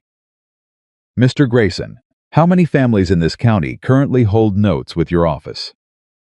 "That is not. How many of those families have lost properties to you in the last 10 years?" "Miss Bellamy, this is not the appropriate forum." "You called this forum," she said. "You sent the invitations. You arranged the room." She looked at the finance board president. "I would like to request that the board examine the note records for the families who lost properties to Mr. Grayson in the past decade. Specifically, I would like them to compare the original note terms to the ledger entries in Mr. Grayson's office." She paused. "I believe they will find that my family was not the only one." The finance board president was looking at Grayson. The quality of his look had changed entirely in the last 60 seconds. Grayson's face was controlled. His voice was controlled. But Clara had been watching controlled people her whole life, and she saw the thing underneath the rapid recalculation, the assessment of exposure, the first edges of something that looked like actual fear. "These claims," he said, "are the product of a woman who arrived in this county with a failing property and a desperate situation, and has constructed a legal theory to deflect from the impropriety of her own." "Mr. Grayson." It was Calhoun's voice from the back of the room, and it landed like a flat stone dropped on a hard floor. "I've worked Nathaniel Crow's ranch twice a week for 6 years. I've been working it since these women arrived. I want to tell this room what I've actually seen, as opposed to what you've implied." He stood. He was a plain man, Calhoun, not given to speeches. But he spoke clearly, and he spoke truthfully, and he spoke about the specific observable things he had seen Tina Crow ranch over the past weeks, and everything he described was the antithesis of what Grayson had implied. When he sat down, Boone stood up, said 4 sentences. Sat down. Then a woman in the 4th row, Mrs. Alderton, the judge's wife, who had not said a word to Clara in all her years of supply runs, stood up and said that she had known Nathaniel Crow for 11 years, and if he said the arrangement was proper, she believed him. And furthermore, she thought the community would do well to examine who in this room had the most to gain from keeping everyone's attention on Miss Bellamy's living arrangements and away from their own financial records. The room went very still. Grayson looked at Mrs. Alderton. Mrs. Alderton looked back at him with the particular serenity of a woman who has nothing to lose and knows it. It was the finance board president who finally said quietly, "Walter, I think we're going to need to examine those records." And in that sentence, in that single even sentence from a man who had been Grayson's ally for 15 years, Clara felt the whole architecture of what Grayson had built begin to shift. Not collapse, not yet.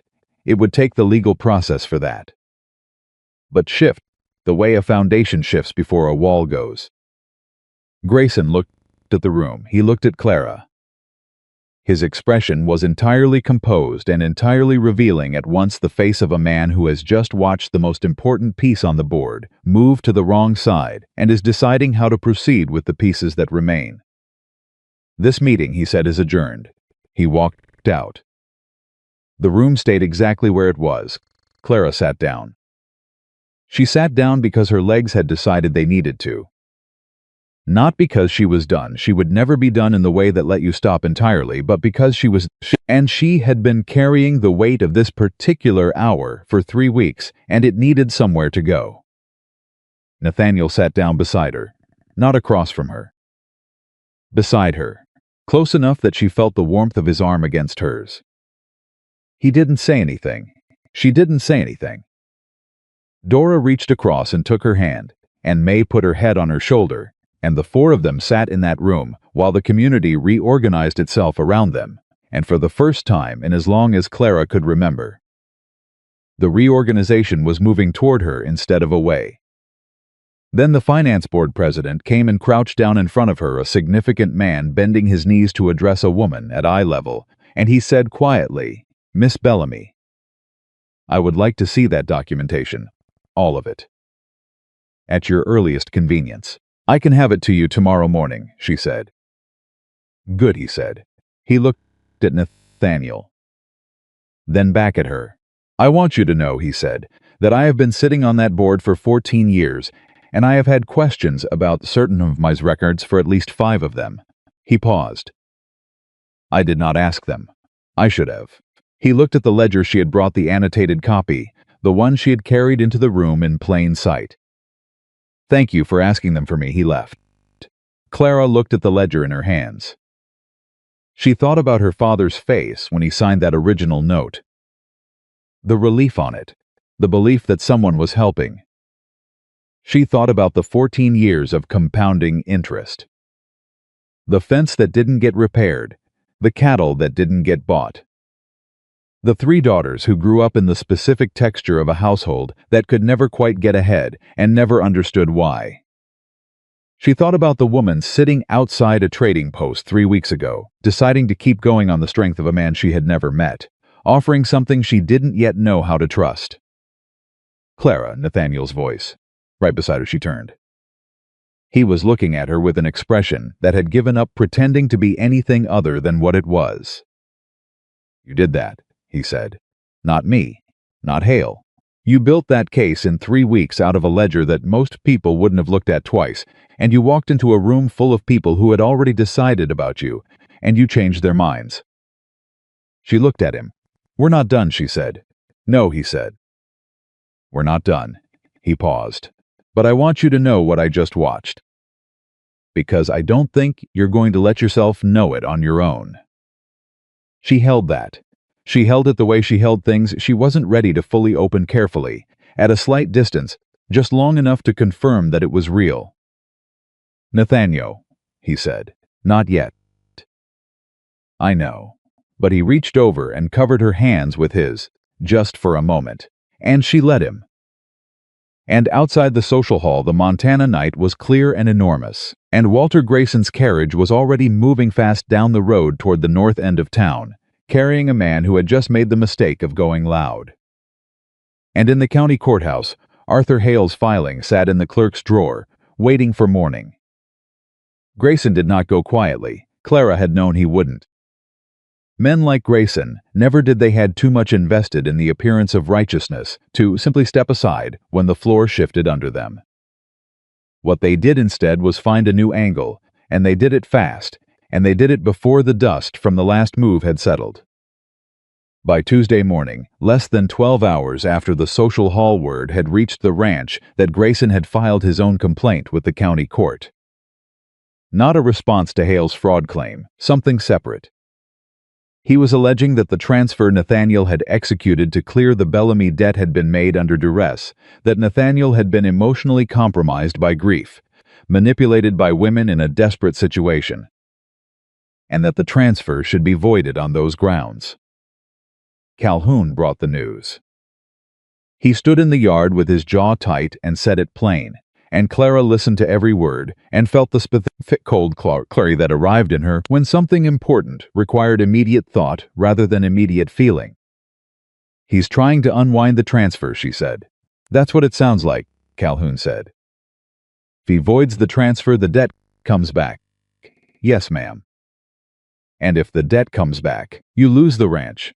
Nathaniel said it from the doorway. He had come out behind her. His voice was level, but she heard what was underneath it. "And Hale's fraud case loses its central witness, because you'd be back in a position where you owe Grayson money and anything you say about his records looks like self-interest." Clara looked at him. "He's not wrong," she said. "It's a good move." "It's not going to work," Nathaniel said. "It might," she said. "If he gets a sympathetic judge and enough character witnesses who are willing to testify that you were not of sound mind when you made the decision." She looked at the road. "How many people in this county does he have that kind of leverage over?" The silence lasted long enough to answer the question. "We need Hale," she said. Today Nathaniel was already reaching for his coat. Hale arrived by mid-afternoon. He read the copy of Grayson's filing that Calhoun had obtained from the clerk's office, obtained being a word that covered a range of methods, none of which Hale asked about, and he read it twice. And then he set it down on the kitchen table and looked at Clara. "He's not wrong that this is a viable strategy," Hale said. "In front of the wrong judge, emotional incapacity claims have succeeded on less." "Which judge?" Nathaniel said. "Harmon," Hale said. "If it goes to Harmon, we're in trouble. Harmon has ruled in Grayson's favor 3 times in the last 5 years. 2 of those times the decisions didn't survive appeal, but the damage was already done." "Can we prevent it going to Harmon?" Clara said. "We can request assignment, but we can't guarantee it." Hale looked at his notes. "What we can do is move first. If we get a hearing date on the fraud claim before the duress claim is scheduled, establish the legal narrative before he does." He looked at Nathaniel. "That means I need your full account. Written, sworn, witnessed. Your mental state at the time of the transfer, your financial understanding of it. Your reasons." "When?" Nathaniel said. Now Hale said, "Tonight. I'll take it back with me in the morning and file first thing." Nathaniel sat down at the table. He looked at Hale. Then he looked at Clara, that full, quiet look, and something passed across his face that she had not seen there before. Not hesitation. Something more like decision. The look of a man who has been moving towards something and has arrived. "All right," he said. "Let's do it." Clara made coffee. She moved around the kitchen while Hale put Nathaniel through his account, and she listened to every word, and what she heard was the clearest, most precise description of a sound decision she had ever heard a person give. Nathaniel described the trading post without drama, without embellishment. He described what he saw the room, the arrangement Grayson had proposed, Clara's refusal, the specific calculation he had made. He described the terms he had offered and why he had offered them and what he had understood them to mean. And then Hale asked, "At the time of the transfer, were you in a state of grief that impaired your judgment?" Nathaniel was quiet for a moment. "I lost my wife 4 years ago," he said. "I grieved. I still do in the way that doesn't entirely stop. But grief and impairment are not the same thing. I run a ranch. I make financial decisions every season. I managed my accounts through the hardest years of my life, and not one of them went sideways." He paused. "The decision I made in that trading post was the clearest I'd made in years. Not in spite of what I'd lost. Because of it. Because I understood what it meant to lose something you should have protected." Hale wrote.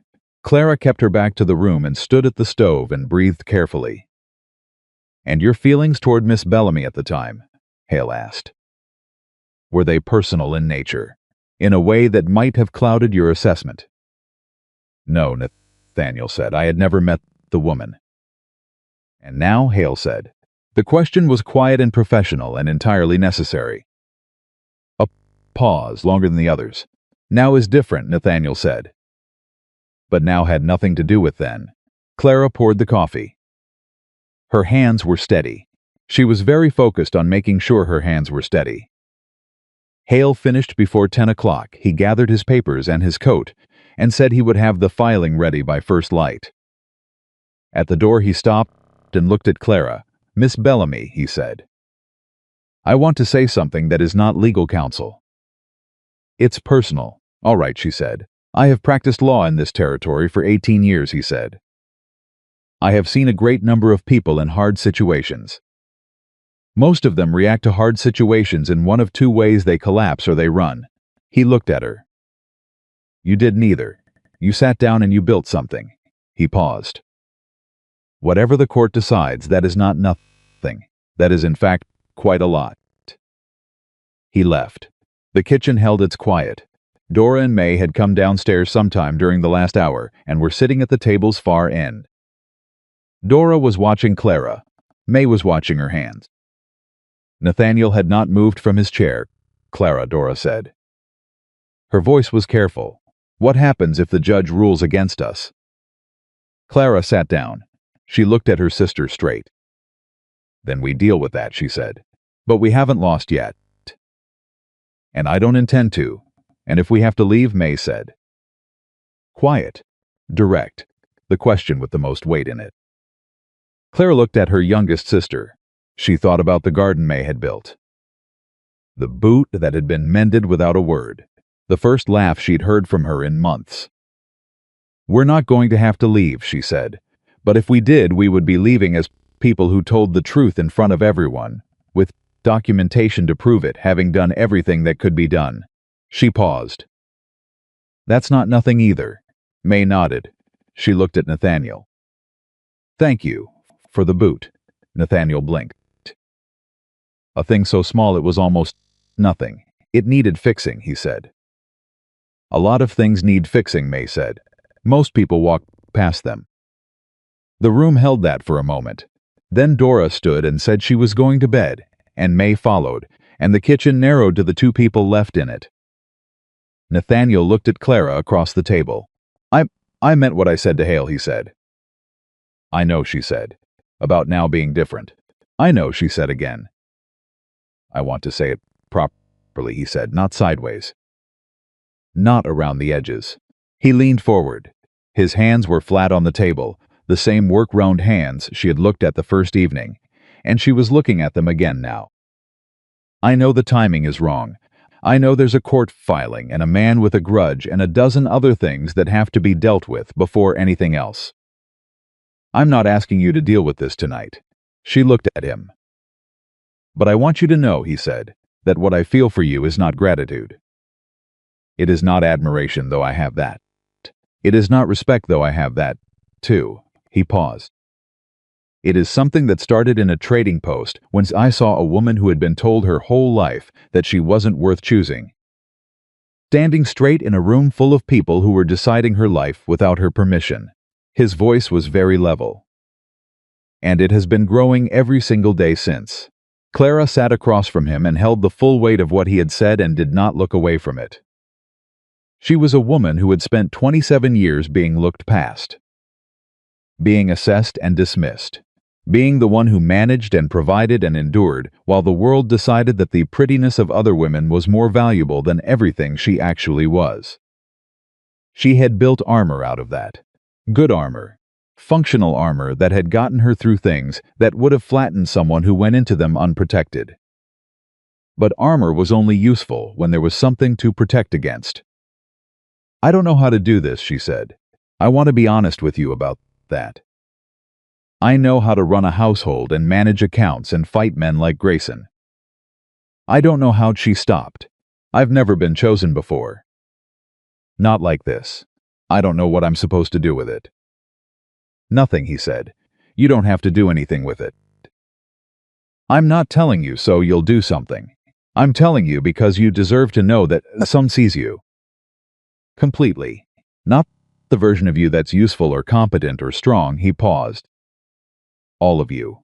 She looked at him for a long time. Then she said, "When this is over, when Grayson is dealt with and the court is done, and we're not fighting on 3 fronts at once, I would like to have a conversation." "A conversation," he said. "About this." About, she made a small gesture that somehow covered everything she meant. About what this is, something shifted in his face. Quiet? He said. I'd like that. Good, she said. Get some sleep, Nathaniel. We have a fight tomorrow. He almost smiled. It was close enough to count. The fight came, but not from the direction she expected. Wednesday morning, 2 things happened before 8 o'clock. The first was that Hale's request for a hearing date on the fraud claim was granted. The clerk assigned it to Judge Alderton, Mrs. Alderton's husband, the man whose wife had stood up in the social hall and said she believed Nathaniel Crowe. Clara did not believe in luck as a general principle, but she allowed herself 10 seconds of something adjacent to it. The second thing was the letter. It arrived with the morning's post, addressed to Clara in a handwriting she didn't recognize. She opened it at the kitchen table while Nathaniel was still outside. It was 3 paragraphs unsigned, and what it said made her sit very still for a full minute before she moved again. The letter was from a woman. She didn't give her name. She said she had been at the social hall Monday evening. She said that what Clara had said about the debt records had kept her awake for 2 nights, because 12 years ago her family had lost their property to Walter Grayson, under circumstances that had never fully made sense to her. Her husband had accepted it, had believed the number Grayson gave him was the number he owed. But she had kept the original note. She had kept it because her husband said it didn't matter anymore, and she had never been able to make herself throw it away. She wanted to know if someone would look at it. Clara read the letter twice. Then she stood up, put on her coat, and went out to find Nathaniel. He was at the fence line. He turned when he heard her coming and read her face before she said a word. What happened? He said. She handed him the letter. He read it, his jaw tightened. There are more of them, he said. It wasn't a question.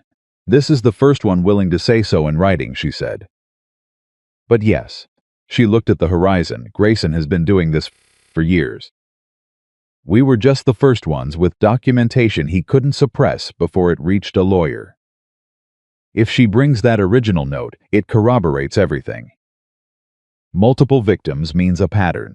A pattern means this isn't a dispute between Grayson and one family, it's a systemic fraud operation. She looked at him.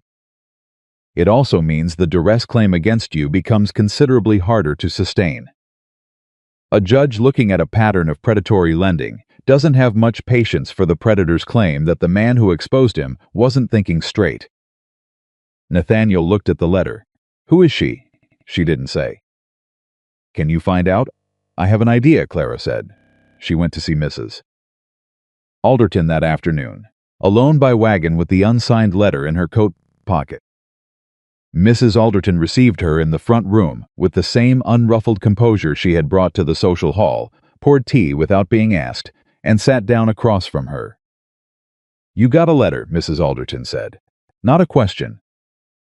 Clara looked at her. You know who sent it. I know several women in this county who have been waiting for someone to ask the right questions, Mrs. Alderton said. She picked up her tea. The right question, as it turns out, was the one you asked Monday evening. In front of everyone, she paused. It took some courage to ask it in that room. I've had practice, Clara said. I know, Mrs. Alderton said. I've been watching you in that supply store for 3 years. She met Clara's eyes. I should have said something sooner. I want you to know I understand that. Clara looked at her. She thought about 3 years of supply runs. 3 years of being looked through in that store, while the shopkeeper's wife served her with brisk efficiency and no warmth. She thought about all the rooms she had been in, where someone with influence had looked past her and chosen not to speak. How many women, she said. 4 that I know of personally, Mrs. Alderton said. Possibly more who don't yet know to connect what happened to their families to Walter Grayson's methods. I need them to speak to Hale, Clara said. I need their original notes if they have them. I need them to be willing to be witnesses if it comes to that. I know what you need, Mrs. Alderton said. I've already spoken to 3 of them. She set down her cup. 2 will come forward. The third, she paused. The third has a son who currently holds credit with Grayson's office. She's afraid. That's enough of a reason, Clara said. Yes, Mrs. Alderton agreed, it is. She stood, which was the gesture of a woman who had made a decision before the conversation started, and was now moving to execute it. I'll have them at Arthur Hale's office Friday morning. Will that work? Yes, she said. That works. At the door, Mrs. Alderton stopped her. Miss Bellamy, she said. She said it with a quality that was different from every other time anyone had said her name in this county, something direct in it, something that looked straight at her and did not slide past. I want to say something, Clarissa said. I watched what Walter Grayson did in his trading post 3 weeks ago, she said. I was not there, but I know what he did because I have known him for 20 years, and I know exactly the kind of thing he does. She paused. And I watched what you did in response to it, not just Monday evening. Every day since. The way you came into that supply store and held your head up when half this town had already decided. The way you worked that ranch and built that case and walked into that hall. She looked at Clara with full, undeflected attention. This town does not deserve you, Miss Bellamy. I hope someday you'll decide to stay anyway. Clara stood in the doorway and felt the words land, felt them land in the specific place that had been braced and protected and armored for so long that she had nearly forgotten what it felt like to have something reach it. Thank you, she said. Her voice was entirely steady. She was very focused on keeping it that way. She drove back to the ranch in the long afternoon light, and she thought about everything that had happened in 3 weeks and 4 days. And she thought about what it meant that 2 women she had never met were willing to walk into a courthouse and tell the truth. And she thought about a man sitting at a kitchen table saying, I want to say it properly, with his hands flat on the wood and nothing hidden in his face. She thought about her father's ledger, the 14 years of compounding interest, the fence that didn't get repaired. She thought about the morning 3 weeks ago when she had looked in the cracked mirror and said it is going to be fine, and had not quite believed it. The hearing was set for Thursday of the following week. In the 7 days between, the county reorganized itself in ways that Clara watched and cataloged and did not allow herself to fully trust until they were confirmed by action. The Finance Board announced a review of Grayson's loan records quietly, officially, in the language of institutional process that meant they had already seen enough to be alarmed. 3 businesses on the main street of Harlan Creek extended credit to the Crow Ranch account that had been quietly restricted for 2 weeks. Pruitt's shopkeeper, without explanation or apology, began talking to Clara again when she came in for supplies. Small things, each one individually deniable as coincidence. Collectively, the unmistakable texture of a community recalibrating. Grayson was visible in town but not operational in the way he had been. He moved through his usual spaces with the same composed surface, but the spaces themselves had changed around him. The conversations that used to happen near him were now happening a step further away, the automatic deference slightly delayed. The room temperature of any gathering he entered slightly cooler. He knew what was coming. Clara could see it in the way he watched her when she passed him on the street Thursday morning, not with the calculating patience of a man who still believes he controls the situation, but with the tight, controlled expression of a man containing what the situation has become. She looked at him directly when she passed. She held it for exactly 1 second. Then she walked on. The day before the hearing, Hale came to the ranch with the organized testimony of the 2 women who had agreed to come forward. He walked Clara and Nathaniel through what to expect in the courtroom. He told them that Grayson's lawyer, a man named Cole, who had ridden in from the capital specifically for this, was competent and would be looking for any emotional inconsistency he could use. What does that mean for me specifically? Clara said. It means he'll try to make you angry, Hale said. Or he'll try to make you cry. Either one gives him something to work with. A woman who's angry looks vindictive. A woman who cries looks unstable. And a woman who does neither, Clara said, looks like the most credible witness in the room, Hale said. She nodded. All right, He looked at her for a moment. Miss Bellamy, I want to ask you something, and I need you to answer it honestly. Not for the case. For me to understand, ask it. In that trading post 3 weeks ago, said, Nathaniel Crowe offered you the arrangement. Did any part of you believe it was genuine? Or did you accept it because it was the best of two bad options? Clara considered the question. She considered it seriously, the way she considered everything. I accepted it because it was the best available option, she said. And because I could not find the thing that was wrong with it, which either meant he was an extraordinarily sophisticated deceiver or that there wasn't one. She paused. I believed at about 60% confidence that it was genuine. And now? She thought about the barn, the kitchen table, the boot that was mended without a word, a man saying, I want to say it properly in a voice that did not perform anything. Now my confidence is different, she said. Hale looked at her with an expression that was not quite a smile and was something more than professional. Good, he said. Hold on to that. Juries read certainty, and the most certain thing you have is something you actually feel. He left. Nathaniel found her in the garden after May's garden now, really. But Clara often went there when she needed to think.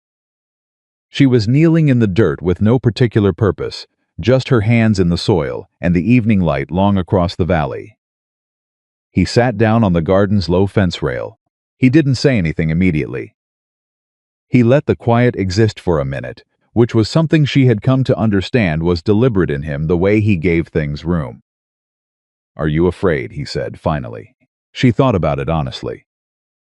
No, she said. I've been afraid before, and this doesn't feel like it. This feels, she looked for the word. Decided, she said. Like I've made all the decisions there are to make, and now I just have to see what the world does with them. That's what courage feels like, he said. From the outside, at least. She looked up at him. What does it look like from the outside? Like a woman who never once let any of this touch the part of her that matters most, he said. Like someone who knows exactly who she is and decided that was worth defending. He paused. I've been watching you for 4 weeks. I know who you are, Clara Bellamy. And I want you to know that what I see it isn't what you do. It isn't how well you run accounts or build legal cases or manage a room full of hostile people. She waited.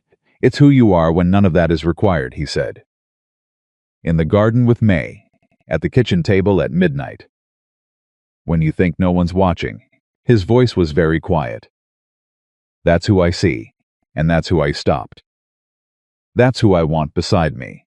Clara knelt in May's garden with the evening light on her face and the Montana sky enormous above everything, and she felt the armor, the good, functional. 27 years of earning armor settled down into something that was still there but was no longer braced. She looked at Nathaniel Crowe sitting on the fence rail in the evening light, plain and honest and completely without performance.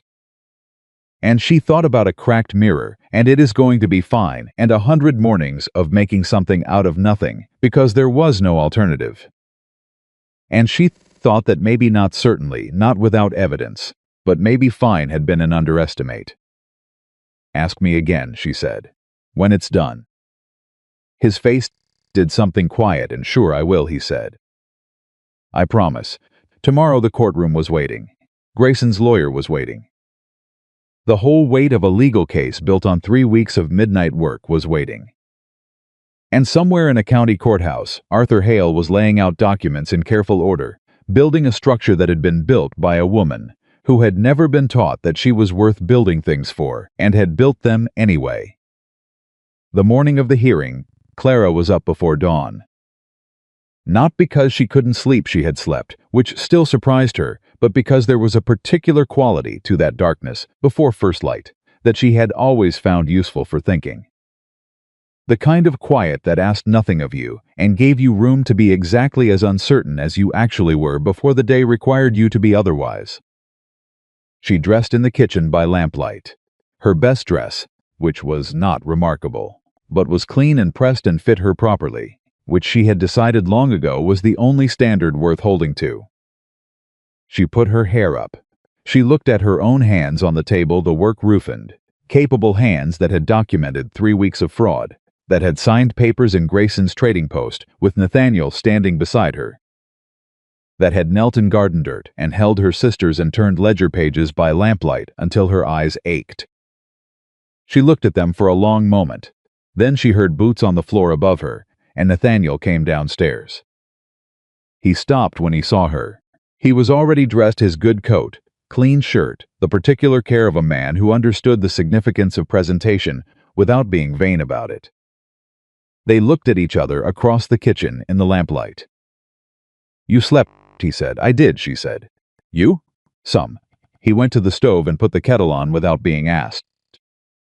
An entirely domestic gesture, entirely natural, and she noticed it the way she noticed everything, filed it, held it, understood what it meant about how much had shifted in 4 weeks.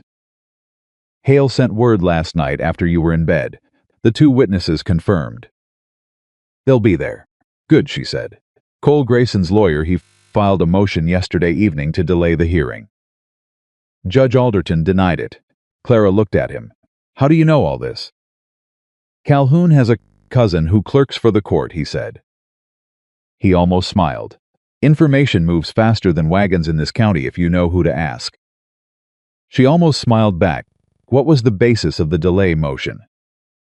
Insufficient time to prepare a response to the fraud documentation. He poured the water when the kettle was ready. Handed her the cup.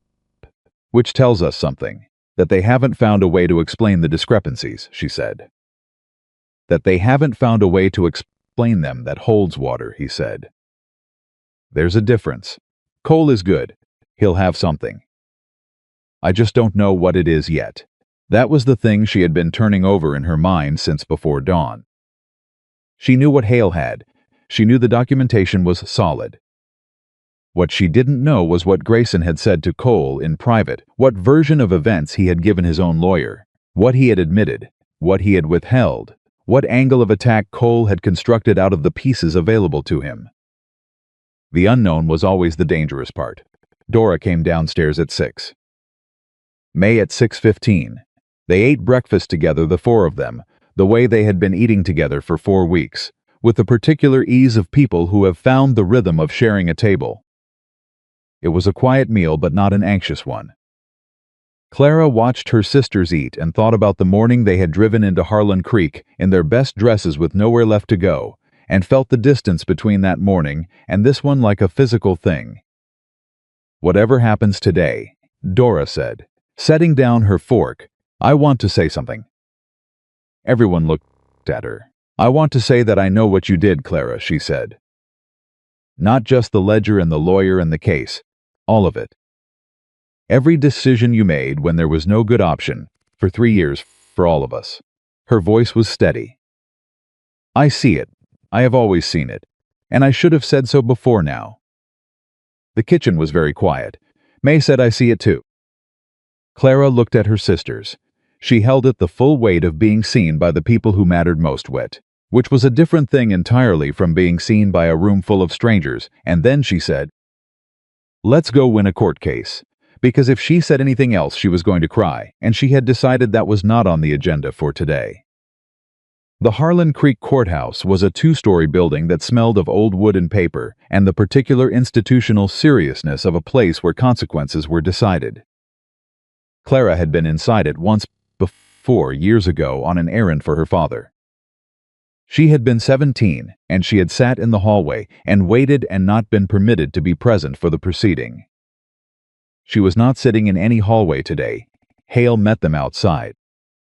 He was composed in the way of a man who had been in courtrooms for 18 years and had learned to keep his nerves somewhere, say, below the surface, where they were useful rather than visible. "It's a full room," he said. "News traveled, of course it did," Clara said. "Cole has 3 witnesses. I don't know who they are yet." "Grayson's people," Nathaniel said, "almost certainly. But witnesses to what specifically I don't know until we're in there." Hale looked at Clara. "Whatever he brings, you stay exactly where you are. Level, clear, factual. You have the documentation. Nothing he says can change what those ledger pages say." "I know," she said. "And if he makes it personal, He will make it personal, she said. That's the only move he has left. The facts aren't on his side, so he'll try to make it about who I am rather than what I found. She looked at Hale steadily. I have been managing other people's opinions of who I am my entire life, mister. Hale. I am prepared. Hale looked at her. Something in his expression settled. All right, he said. Let's go in. The room was full. Clara felt it the moment she crossed the threshold, the weight of that many people's attention. The specific pressure of a community that had gathered to witness something it understood was significant. She recognized faces, Mrs. Alderton in the second row, Calhoun and Boone along the left wall, the finance board president in the center section, the Reverend in the back, whose presence she noted without reacting to. Grayson, on the right side of the room with Cole beside him, a tall, precise man in a city suit who was already arranging papers with the confident efficiency of someone who believed in what he was about to do. Clara walked to her seat beside Hale, and she did not look at Grayson. Not because she was afraid to, because she had decided he was not worth the expenditure of her attention until she was required to spend it on him. Judge Alderton entered. The room stood, then sat. He was a compact man with a gray beard and the deliberate unhurriedness of a man who had been making difficult decisions long enough to know that rushing them did not improve them. He looked at the room once, took its measure, and opened the session. Hale went first. He presented the fraud case the way he had built it methodically, with the documentation laid out in sequence, the cross-references made explicit, the pattern made impossible to overlook. He introduced the ledger evidence. He introduced Clara's affidavit. He introduced the sworn testimony of the two women who had come forward, read into the record by Hale with their names attached and their original notes submitted as exhibits. The room was very quiet through all of it. Grayson's face was controlled. Cole's face was professionally blank. When Hale finished, Cole rose. He was good. Clara had expected him to be good, and he was precise, fluent, with the particular courtroom gift of making complicated things sound simple and simple things sound complicated depending on what the moment required. He attacked the documentation first. He questioned the chain of custody who had access to the ledger, how the original note had been preserved, whether the cross-references Clara had constructed were interpretations rather than facts. He was careful to say interpretations with a very specific tone, the tone that implied a woman sitting at a kitchen table doing arithmetic in the middle of the night was not the same as a trained financial expert conducting a formal audit. Then he called his first witness. It was the finance board's own clerk, a young man named Peterson, who had clearly been well briefed. He testified that Grayson's records had been reviewed in the ordinary course of business and had never raised concerns. He said the interest modifications Clara had identified were within the legal discretion of the lender under the terms of the original note. Hale cross-examined him for 6 minutes. By the end, Peterson had acknowledged that he had not personally reviewed the specific entries Clara had flagged, that his review had been general rather than specific, and that he could not confirm whether the modifications fell within the lender's discretion without examining the original note language against the specific entries. Cole's second witness was a property assessor who testified to the legitimate value of the debt, trying to establish that even if the interest had been modified, the total amount called in was not disproportionate to the asset. Hale let him finish, then spent 3 minutes establishing that proportionality was not the issue. Fraud was the issue. Whether the number was fair was irrelevant if the means of arriving at it violated the terms of the contract. Then Cole called his third witness, and the room shifted. The woman who walked to the stand was someone Clara had never seen before. Mid-50s, well-dressed, with a composed face and the bearing of someone who had prepared carefully for what she was about to do. Cole introduced her as Mrs. Frances Hollis, a resident of the county for 22 years. Mrs. Hollis, Cole said, did you have occasion to observe Miss Clara Bellamy in the weeks preceding the events that bring us here today? I did, Mrs. Hollis said. Several occasions. And what did you observe? I observed a woman who was very deliberate, she said, in her interactions with Mr. Crow. She was calculating is the word I would use. The way she positioned herself in situations where he would feel responsible for her. The way she managed his sympathy. The room stirred. Hale was already on his feet. Objection. Speculation about the witness's interpretation. Sustained, Judge Alderton said. Mrs. Hollis, please limit your testimony to what you directly observed. Cole adjusted smoothly. What specific interactions did you directly observe? I saw her in Grayson's trading post, she said, when the arrangement was proposed. She was very composed, unusually so for a woman in that situation. I thought at the time, what you thought is not testimony, Alderton said. What did you see? Mrs. Hollis's composure tightened slightly. I saw her accept the arrangement very quickly. How quickly? Within a few minutes of Mr. Crow's offer. Cole looked satisfied. Thank you. He turned to Hale, your witness. Hale stood. He walked to the stand with the unhurried certainty of a man who had seen this move before and had been prepared for it. Mrs. Hollis, he said, you testified that Miss Bellamy accepted the arrangement quickly. In your observation, what had preceded that acceptance? Mr. Crow's offer before the offer. What had she been doing? A pause. She had been speaking with Mr. Grayson. Specifically, she had refused his proposal. She had refused a proposal that she described in your hearing as treating her and her sisters as a debt to be settled. Yes, and then a man she had never met offered her a genuine alternative with fair terms. And she accepted it. Hale looked at the witness, Mrs. Hollis. How long would you have needed to accept a legitimate alternative to a situation you had just described as unacceptable? The witness had no answer that would help her. No further questions, Hale said. Cole was already preparing his redirect when Judge Alderton held up one hand. I think, he said, that before we proceed further, I'd like to hear from Miss Bellamy directly. Cole was on his feet. Your Honor, the plaintiff has already submitted a sworn affidavit. I'm aware of what's been submitted, Alderton said. He looked at Clara. Miss Bellamy, please come forward. Clara stood. She walked to the front of the room and she was aware acutely, precisely aware of every person watching her. The room that had assembled to witness this. The people who had already decided. The people who hadn't decided yet. Grayson, sitting with his hands folded on the table, watching her with the controlled expression of a man waiting to see if the move he had made with Mrs. Hollis had done what he needed it to do. She stood in front of Judge Alderton, and she put her hands at her sides and she breathed. Miss Bellamy, Alderton said, I'm going to ask you some questions and I want plain answers. No legal language. Just the truth as you experienced it. Yes, sir, she said, on the day in question in Mr. Grayson's trading post, were you afraid? She thought about it honestly. Yes, she said. Of what specifically? Of what he was asking us to agree to.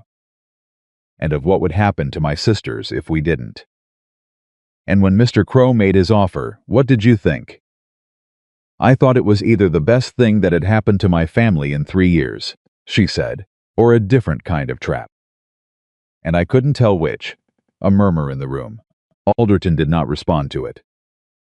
So why did you accept it, he said. Because the alternative was worse, she said. And because I couldn't find the thing that was wrong with his offer. I looked for it. I'm good at finding what's wrong with things. I didn't find it, and since then, Alderton said. Has it been what you feared, a different kind of trap? No, she said. It has been exactly what he said it was. And the documentation you've presented regarding Mr. Grayson's ledger, how did you come to examine that ledger? Mr. Crow gave me full access to the ranch's accounts from the first week, she said. The Bellamy debt transfer was part of those records. I reviewed it the same way I review everything completely. And the discrepancies you found were not subtle once you knew to look for them, she said. The original note is clear. The ledger entries deviate from it at 2 specific points.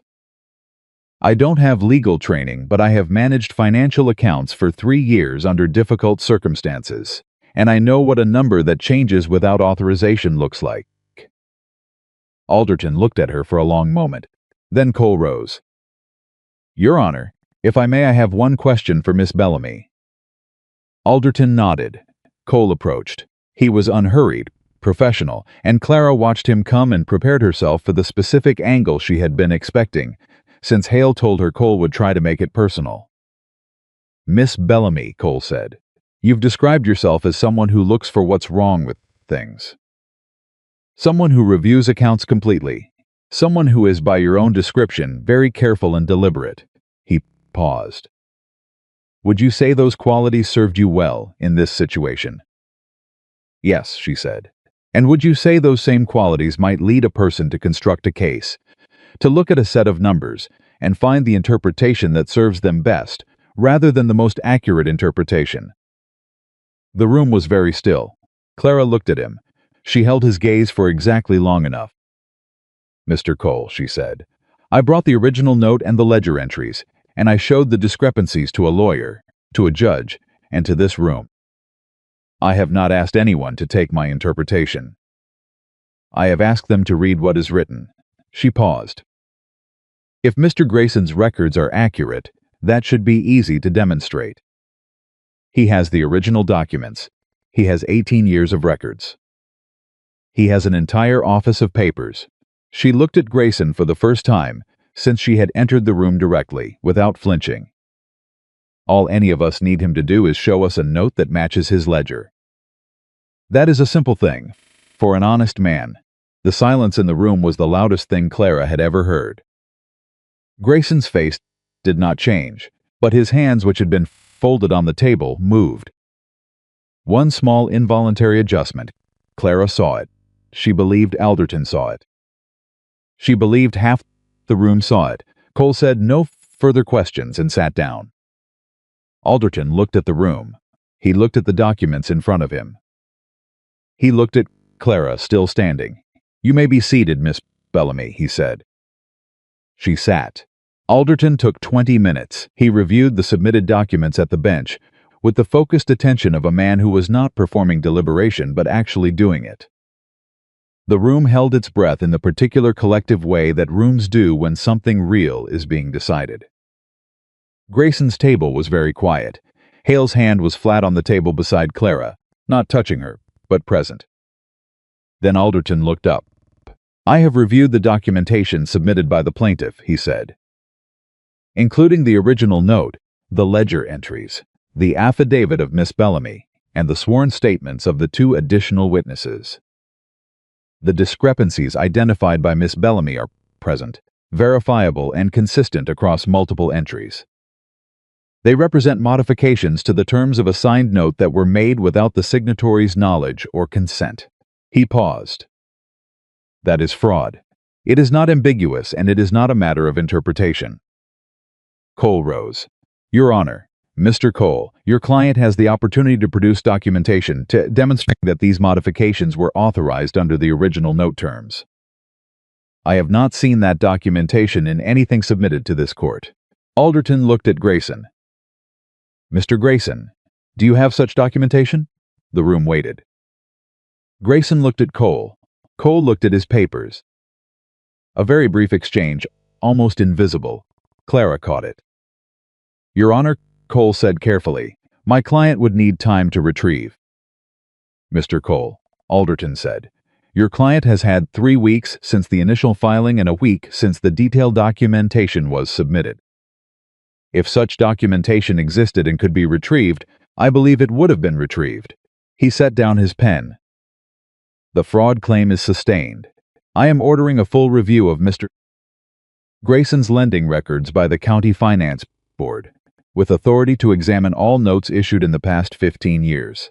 He looked at the Finance Board president, who nodded once. "Additionally, the duress claim filed against the transfer executed by Mr. Crow is dismissed. The transfer stands." The room erupted. Not in celebration, or not only in celebration.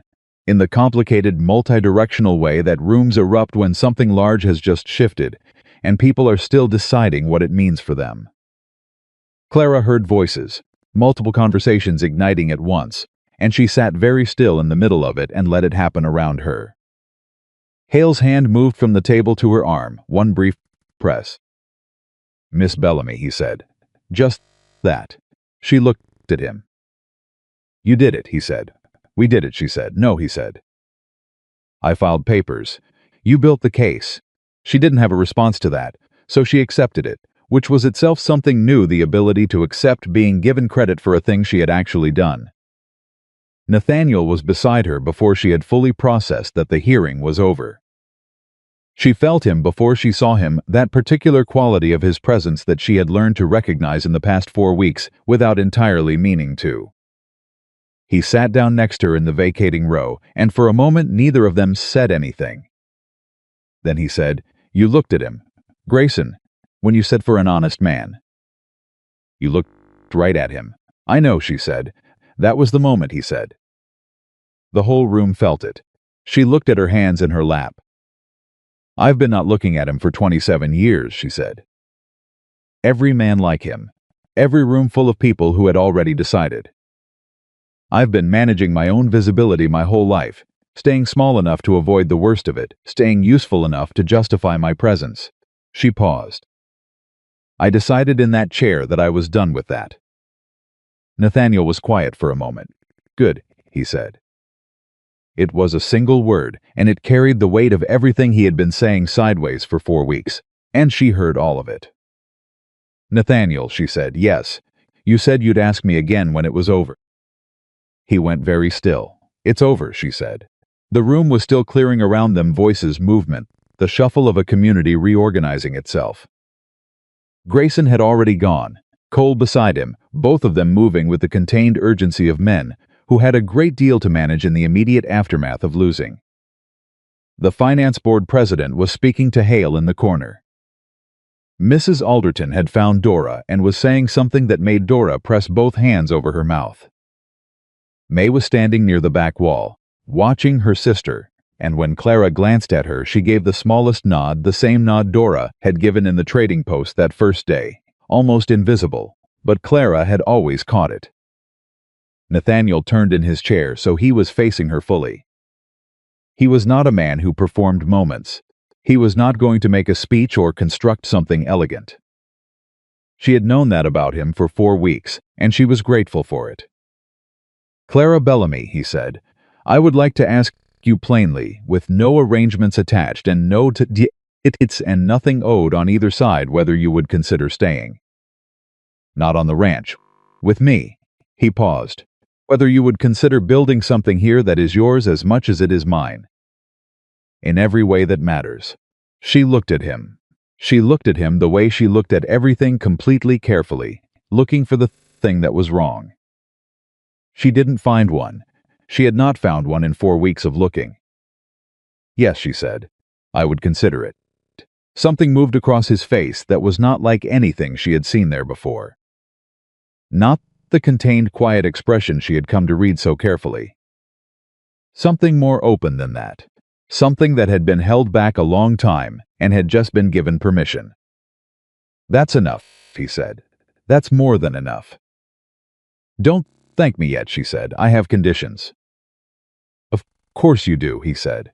And that was when he actually smiled, the full version, not the ghost of one, and it changed his face entirely in a way that she had not seen, and that she thought she might like to see again. "Frequently. The ranch accounts stay in both our names," she said. "The garden is May's. Dora gets to decide what she does next, no one decides it for her." "Agreed," he said. "All of it. And you don't ever try to protect me from something without telling me you're doing it." "Agreed," he said. "Though in my defense I did tell you about Grayson's methods as soon as you asked." "You did," she allowed. "That's in your favor. What else?" She thought about it. "Nothing else," she said. "For now." He reached out and took her hand. Not a gesture of possession, the wrong word entirely for this man, who she was quite sure did not think in terms of possession at all. A gesture of presence, of choosing, openly, with full knowledge of what was being chosen. She let him. More than that, she closed her hand around his, which was a decision she made with full awareness that she was making it. They sat like that in the emptying courthouse for a moment, just that, just two people with their hands together, and the largest thing settled between them, and a great deal of ordinary life still ahead. Then Dora appeared in the aisle beside them, slightly red around the eyes in the way of someone who has been maintaining composure with significant effort, and she said, "Are we celebrating or are we sitting here holding hands while everyone waits for us outside?" Clara stood. She did not let go of Nathaniel's hand. "Both," she said. The months that followed remade the Crow Ranch into something its own walls had not contained in years, a place where things were not merely maintained but tended, where the functional and the warm existed in the same rooms without apology. Clara hung curtains in the kitchen, not because Nathaniel asked, but because she wanted to, and because she had decided that wanting things was a practice she was going to take up with the same discipline she had applied to everything else. May's garden expanded into the south field and produced enough by fall that they were selling to 3 families in town. May had stopped being the smallest version herself and had started, cautiously, being something larger, asking questions, having opinions, making decisions about what to plant in the spring, with the focused authority of someone who had found the thing that was theirs. Dora left in October, not in sorrow and direction. She had been corresponding for 2 months with a woman in Billings who ran a school, and she left on a clear morning with her single trunk, and a look on her face that Clara recognized because she had felt it herself, the look of someone walking toward something rather than away from everything. She hugged Clara for a long time at the wagon and said, "You first, Clara." You always did everything first, and climbed up and didn't look back, because she was Dora and she never needed to. The Finance Board's review of Grayson's records took 11 weeks. What they found was not surprising to Clara, though the scale of it was larger than even she had estimated. 9 families over 14 years, modifications to 7 notes. 2 properties recovered under circumstances that the board ultimately referred to the territorial court as potentially criminal. Grayson settled 3 of the civil claims before they reached a judge quietly, without admitting anything, which was the move of a man who understood that the full examination of his records was a thing he could not survive publicly. He did not speak to Clara or Nathaniel after the hearing. He did not need to. The settlement payments and the restitution orders and the slow withdrawal of his influence from the county's financial life were their own conversation. Clara did not celebrate his collapse. She had never wanted his destruction. She had wanted the truth told and the families made whole, which were different things and took longer and mattered more. Calhoun's cousin recovered 22 acres.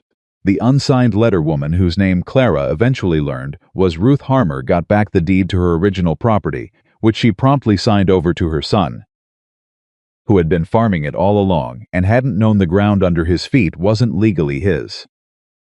Ruth came to the ranch to thank Clara in person, in November, and sat in the kitchen and drank coffee and said, "I kept that note for 12 years because I couldn't make myself throw it away."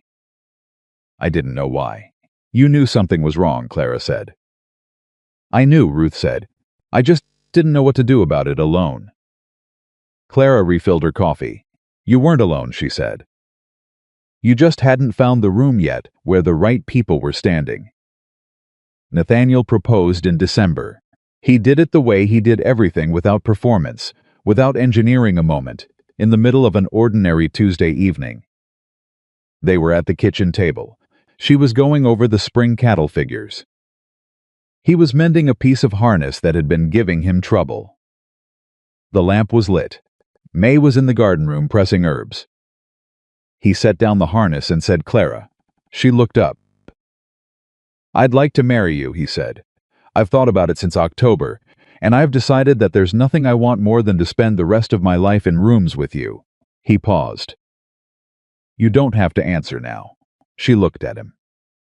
She looked at the harness he'd set down, and the lamp between them and the kitchen that had curtains in it now, and the man's who had set a boot right, with being asked and told the truth without rehearsed, and had stood in a courthouse and said, "The clearest decision I'd made in years," in a voice that did not waver. "I don't need time," she said. "You're certain, Nathaniel?" she said.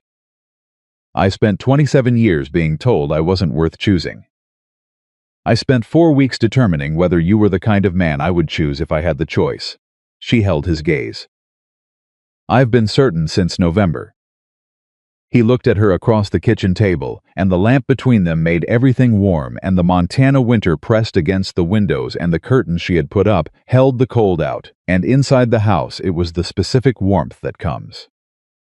Not from the absence of difficulty, but from the presence of someone who has chosen you and keeps choosing you every ordinary day, without requiring you to be smaller than you are.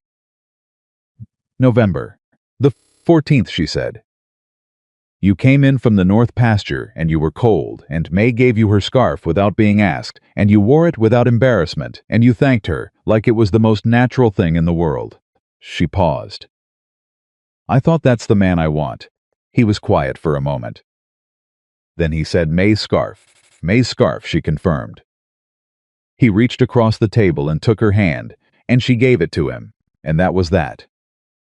They married in February, on a clear cold morning, with the ground hard under snow and the sky the particular deep blue that only belongs to Montana winters. The Reverend, a different Reverend, from a neighboring town, recommended by Mrs. Alderton, performed the ceremony in the Crow Ranch house with May and Calhoun and Boone as witnesses, and Mrs. Alderton herself, who had appointed herself the closest thing to family that the occasion required beyond the people who were already family.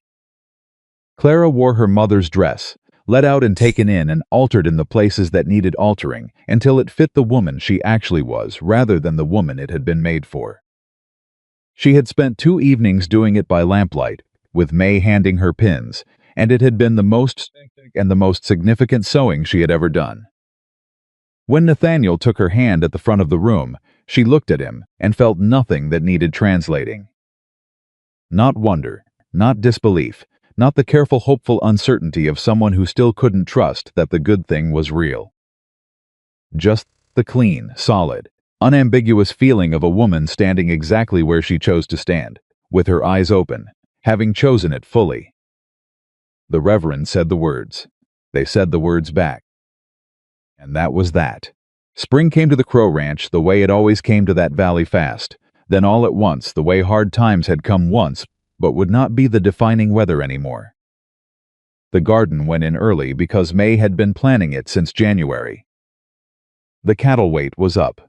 The south pasture had been expanded through a purchase Nathaniel and Clara had made together in March, reviewing the figures at the kitchen table the same way they had reviewed everything from the beginning together, completely, with no hidden ledgers between them.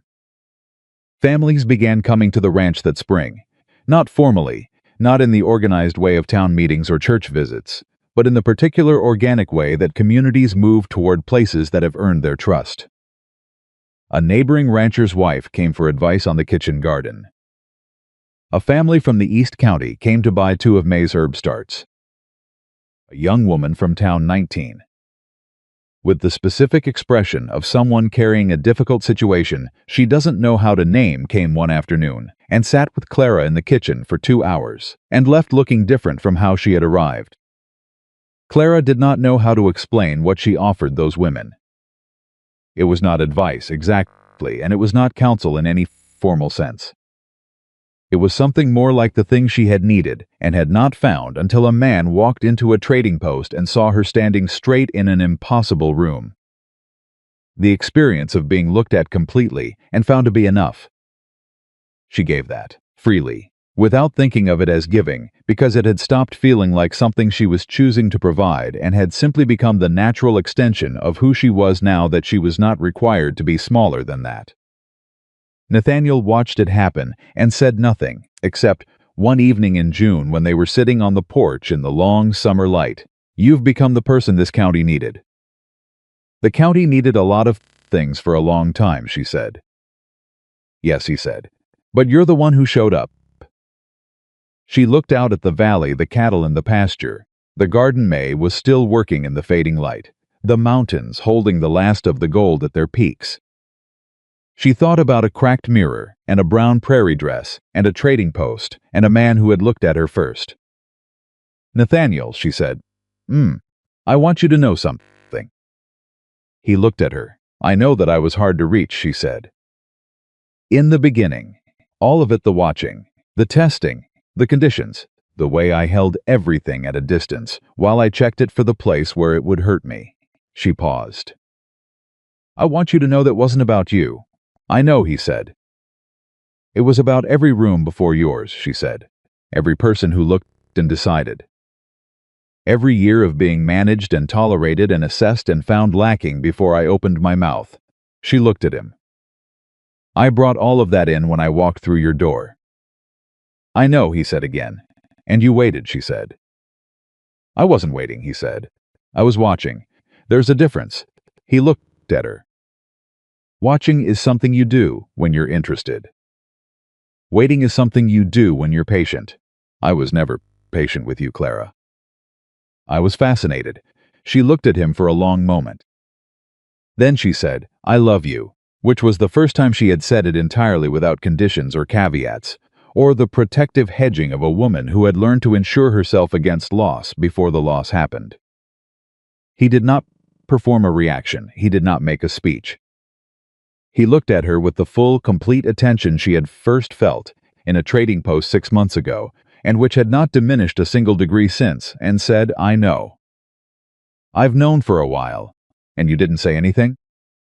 "I was waiting for you to say it," he said. "That one I was patient for." She shook her head. She almost laughed. She let herself laugh. They sat on the porch in the June light, and the valley was warm, and May was in the garden, and somewhere in Billings Dora was writing her next letter, and in town Ruth Harmer's son was farming his own ground, and the finance board was finishing its final report, and Walter Grayson was a diminished man in a county that had looked at his records in the light of day and made its judgment accordingly. And Clara Bellamy Clara Crow now. Though she kept both names because she had earned both, and she was done with the idea that a woman had to surrender what was hers, in order to take what she deserved, sat in the summer evening with her husband's arm around her and understood, fully and without reservation, what the cracked mirror had not been able to show her on all those difficult mornings. That she had never been the woman no one chose. She had been, from the very beginning, the woman worth waiting for, and the world had simply needed to become large enough and honest enough and brave enough to see what had always been standing right there in plain sight. The woman everyone had refused to choose became the woman an entire county could not imagine having done without. And that was not luck, and it was not rescue, and it was not the gift of a man who happened to walk through a door at the right moment. It was Clara Bellamy, exactly as she had always been, finally standing in a room that had finally learned to look.